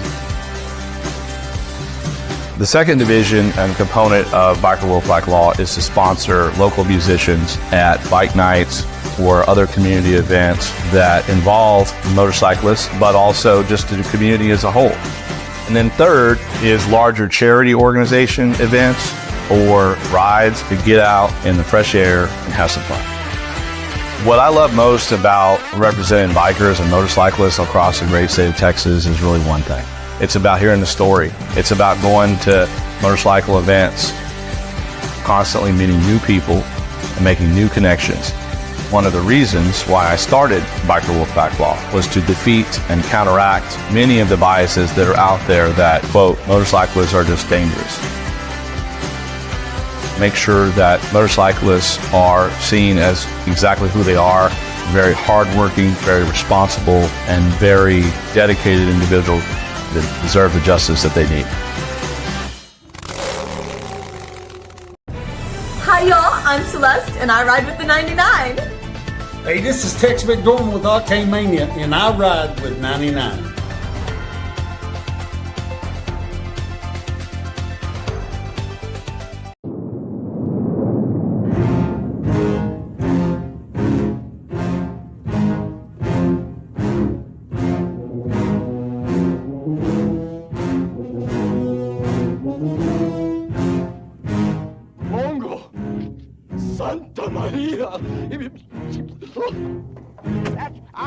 Never mind that shit. Here comes Mongo. Ooh. Welcome, Mongo. Am I here? Can you hear me now? Can hear you now, brother. Can hear you now. Hey, so since everybody's talking about it, guess what the high was in Napa today? 97. A balmy 78. Shut up. Ooh. Yeah, we're having a little heat wave out here. That's winter here too. That's winter here. Oh, we lost your audio. Oh, can you hear me? Yep, gotcha. I'm back. All right. Yeah. No, I suffer through the weather, but I put up with it. It's tough at times. Hey, but 78's nice cigar drinking, whiskey drinking weather, looking over the hills of Napa Valley. Knowing that the grapes are maturing and eventually will be picked in the next couple of months to create wine that I do not personally drink, but You don't even drink wine. how we make money out here. But you can please send it to me. I like reds. Hey, we're talking about Faustino. Speaking about cigars, man. Tell us a little bit about Faustino Cigars, brother. Well, listen, Jose is a third-generation cigar maker. He was taught how to make cigars by his grandfather in Cuba. Jose ultimately left Cuba, made it to South America, taught himself English. He and his wife moved to Texas. They established the first Faustino Cigars in Royce City, which is where I met him. Then they opened a second shop in Dallas, and now he's actually got a lounge in God dang it, it's right along the it's up to where Gunner and shit. I'm losing track. It's in your area though. It's right along the Texas Tollway north of Royce north of Rowlett. Oh, okay. All right. Yeah. I think I know what it is. Wiley. No, north of Rowlett would Wiley. be. It's in Wiley. Wiley. Yeah. So he's actually doing really well. I mean, his business has taken off, and I'm happy for him because he's a great guy. He makes a quality product. As a matter of fact, he's doing so well. He goes on a lot of vacations, which kind of makes me upset because I call him up and say, "Hey, brother, I'm ready for another shipment." He goes, "Oh no, I'm in South America right now, or wherever the hell I'm at." Like, oh, perfect. So, yeah, so I actually have to, as soon as I get a shipment, I have to call him and say, "I'm ready for another shipment now." Nice. Well, hopefully he's going to see his schedule, and once he can confirm his schedule is cleared, he will be at our event. He said he would be at the event if he is not booked anywhere else. Fantastic. That's good. I'm glad. I'm glad you guys got hooked up together because he will be a great addition for you guys because he makes a quality product. Yep. And it's a baked biker pie rally. There we go. You can make some sweet cigars, sweet stogies. There you go. All right, brother. So what do we got planned today for the Mongo Log? Today's Mongo Log is liberals versus conservatives. Ooh. Isn't it every week? Ooh, there's gonna be some black eyes. So I let Rocky read it, and she calls me and she goes, "You didn't say anything about the conservatives." I go, "What are you talking about?" She goes, "You didn't say anything bad about conservatives." I go, "Half of it's about conservatives." She goes, "Oh, I'm only 2 pages into it." I go, oh, "Okay, I'm sorry. Don't complain about it till you read it all. Then complain about it." Yeah, so, yeah, I hit both sides. That's like saying the movie sucked and you only was in there for 10 minutes. Yeah, how do you know? Yeah. So anyway, so here we go. Let's hit it off with the famous Mongo Log. All right. Liberals generally advocate for government action to promote equality and address social issues, while conservatives emphasize personal responsibility, limited government, and traditional values. These differing beliefs shape their approaches to the various political and social issues. Liberalism and conservatism represent two distinct philosophies that help shape political, economic, and social ideologies across the globe. These perspectives influence government, help form public policy, and steer national discourse. Despite the nuanced nature of both schools of thought, people often simplify them into binary opposites. The liberal mindset tends to oppose the death penalty for criminals convicted of even the most heinous crimes, but are rabidly in favor of mothers murdering their own children via abortion at every opportunity. They will tell you that you don't need a gun, but will also call for defunding the police, allowing rioters to run wild in their cities throughout 2020. They are surprisingly okay with murdering prominent conservative figures. Liberals will simultaneously tell you that it's the Republicans that are waging a war against women, even though they, the liberal left, rather famously can't tell you what a woman is. They also openly favor allowing male cross-dressers to stay in battered women's shelters. women's prisons, women's locker rooms, women's bathrooms, and compete in women's sports. This all seems very ironic since a liberal does not seem to know what a woman is. It's kind of weird. A liberal can go to an animal shelter and look at a dog that is available for adoption. They will check the dog's gender if they happen to have a preference and select either a male or a female based upon their observations. This is a very basic level of defining a gender without using large, compound, or even scientific sounding words. They check between its legs and then they can instantly tell you male or female.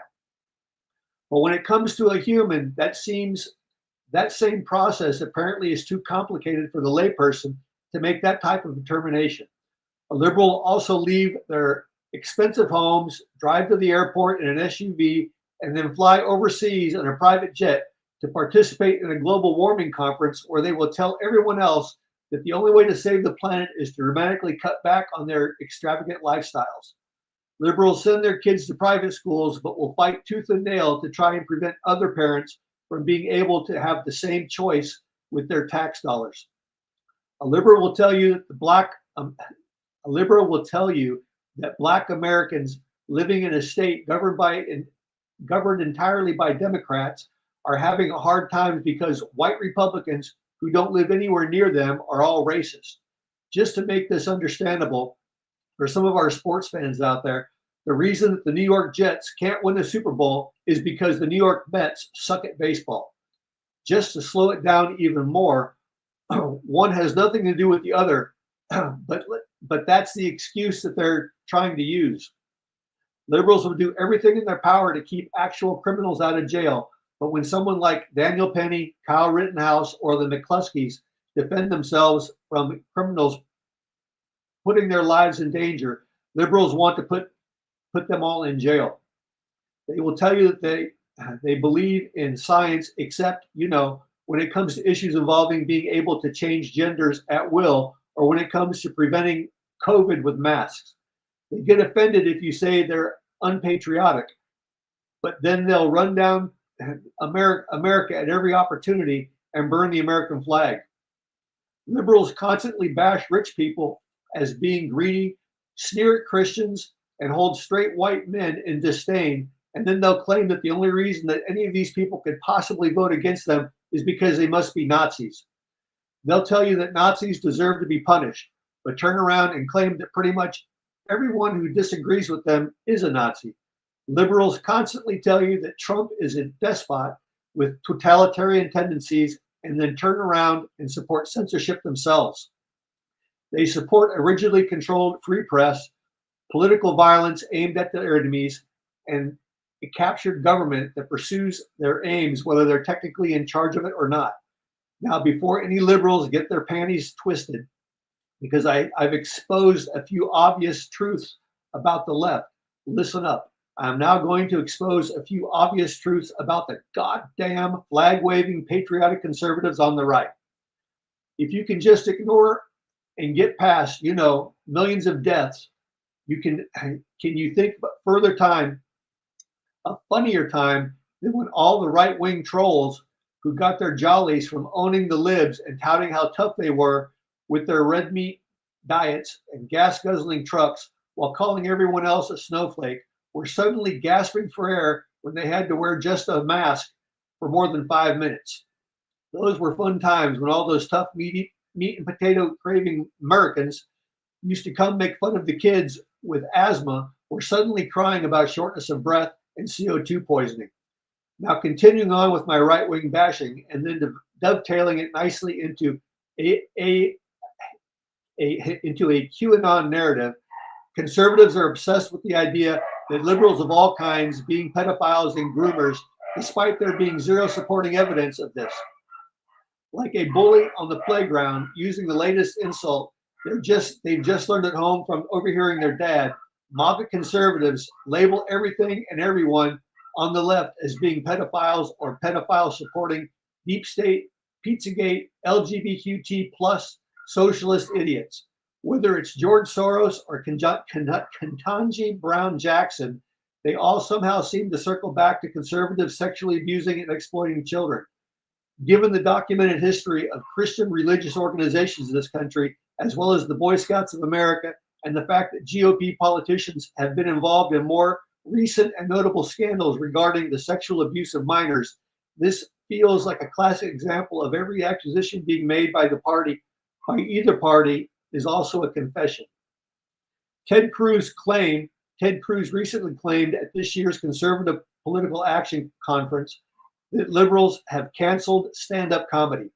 Freedom of speech is being trampled upon daily with the notion of political correctness. The plan is to eliminate the so-called hate speech and to promote a cancel culture which has grown into one trying to erase history, encouraging lawlessness, muting citizens, and violating the free exchange of ideas, thoughts, and speech. Surprisingly enough, thanks to a compliant and extremely anti-right media, we have learned that conservatism is essentially just racism, and our imperial wizard is just crazy Donald Trump. Liberals wholeheartedly believe that conservatives' indignation is really just anger over the fact that they're just marginalizing folks, mostly due to social media. Now, the left can and does call them out for being all those things, and they regularly say they are not, while further promoting their racist, sexist, homophobic, and transphobic agendas in addition to white mob violence. Believe me, it's tough to get through some of these bullshit articles that I read to get information for these mongologs, but yes, white mob violence is a term that I picked up.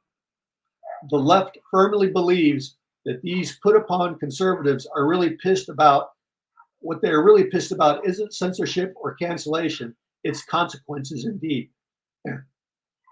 It's about consequences. In my opinion, however, it's actually about the lack of consequences that the left-leaning mobs have to endure.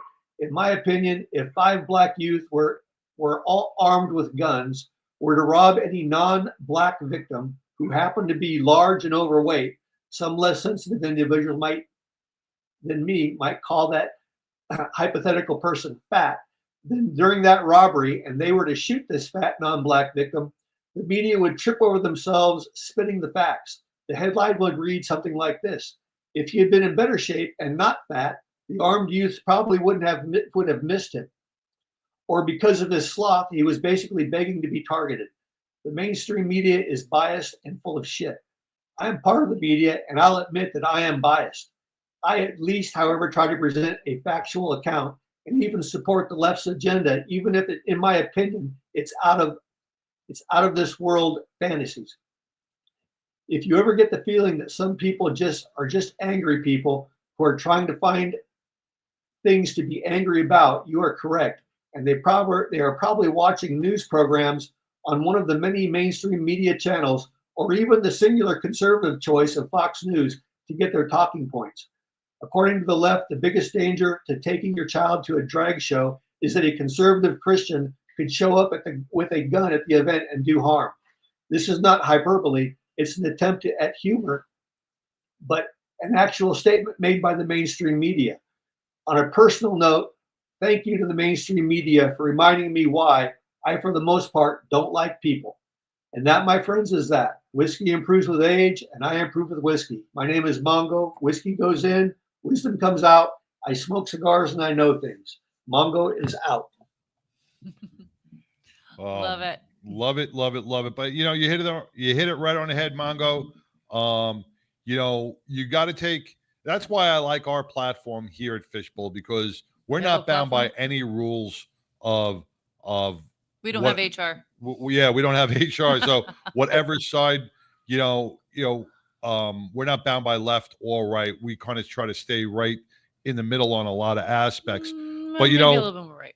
We're more on the right. We are, and I'm proud to say that we're more on the right. We're more conservative. But what you said about comedy is so true, because they've canceled almost every conservative comic out there, especially here in the DFW area.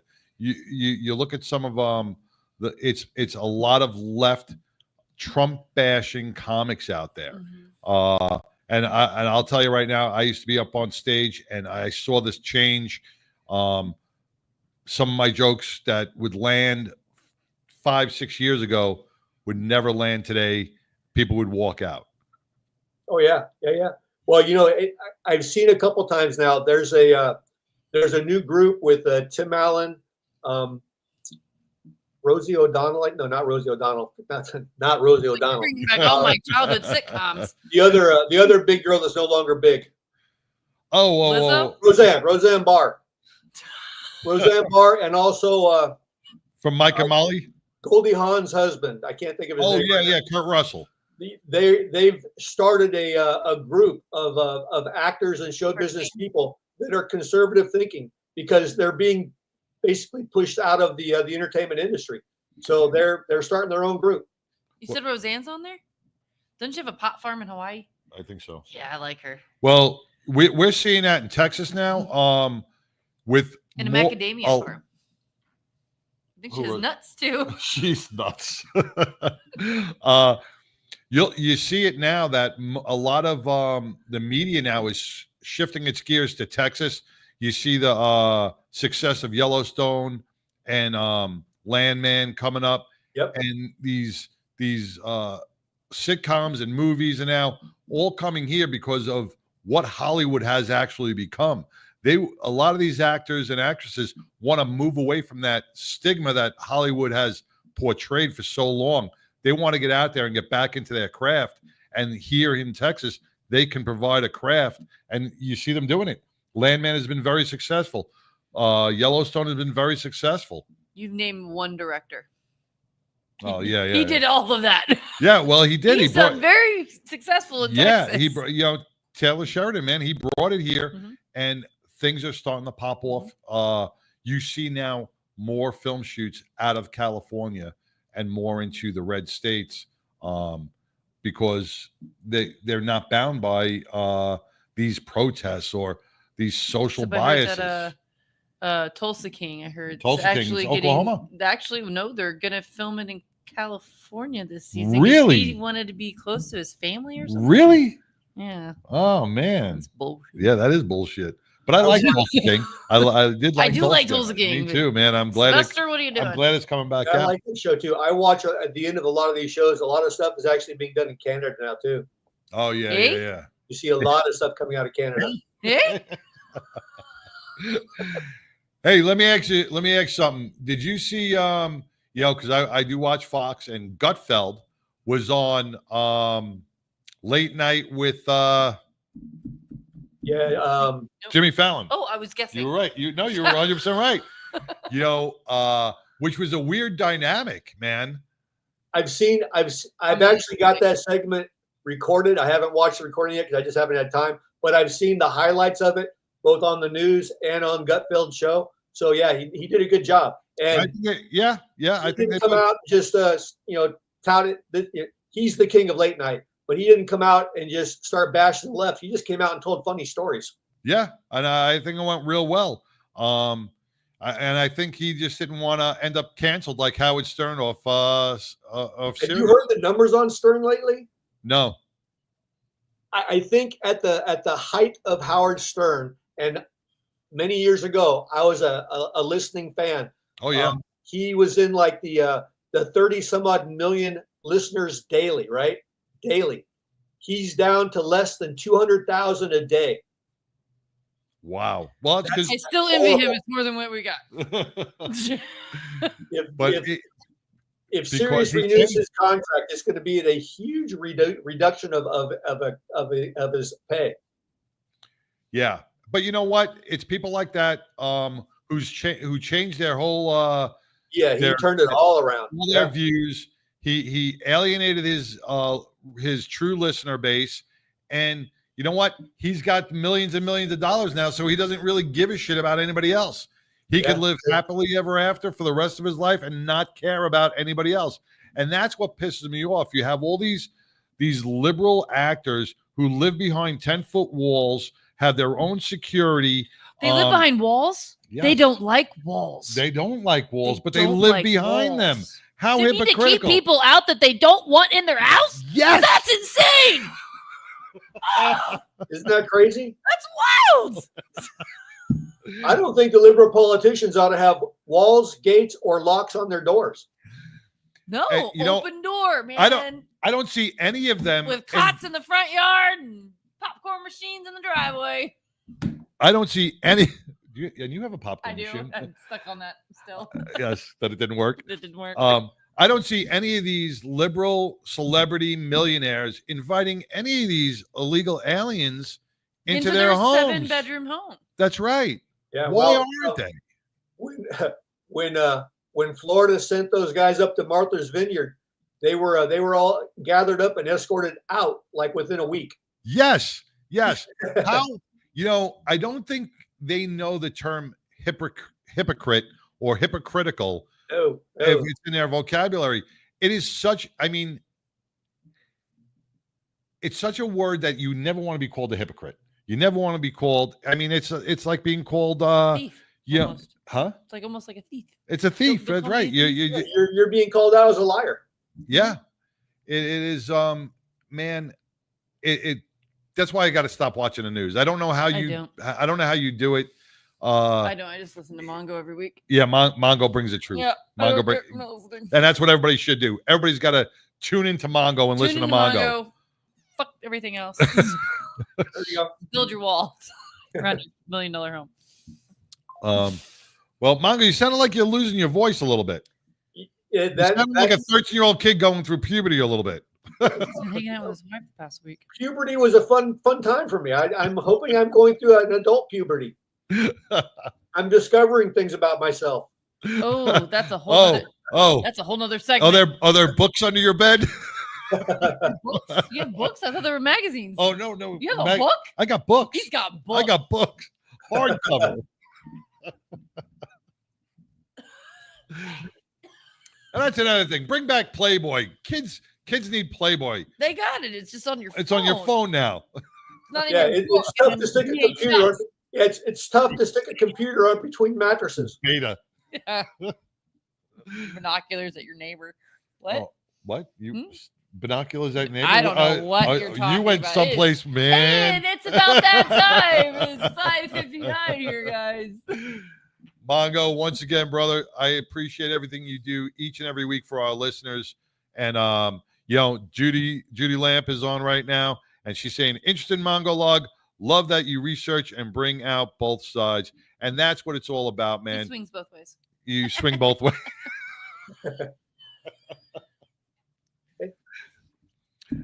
Doesn't hurt. You swing both ways? It doesn't hurt. All right. Brothers, stay well, stay blessed. We'll say hello to Faustino for you. And all right, I appreciate the connection with him as well. Can't wait to see you. Me and Tig will be flying out hopefully soon to spend at least a weekend or something with you. I will not. Sounds good. Appreciate it. That'd be great. We got to come out. All right, brother. You stay well. Tell Rocky I said hello. I'll do it. Y'all take care. Take care. That was the famous Mongo Log with Mongo, bringing it to you each and every week as he does, man. All right, man. We're about to wrap it up. I want to thank Chance behind the board for making all this magic happen. I want to thank Michael Long from Texas Harley Davidson, Ken Harrison with Bikers Against Bullying, and Lucky from Cyclefish. Next week, man, we got coming up. We got from the Celebrity Softball Classic, the singer-songwriter Janie Balderas. I think I'm saying it right. Janie Balderas. She will be in studio. She's on tour right now, but she's going to be coming in to the studio next week, along with the Good Old Boys MC, man, making doing good things for our community out there. And until next week, man, if you could be anything in this world, please be kind. Peace.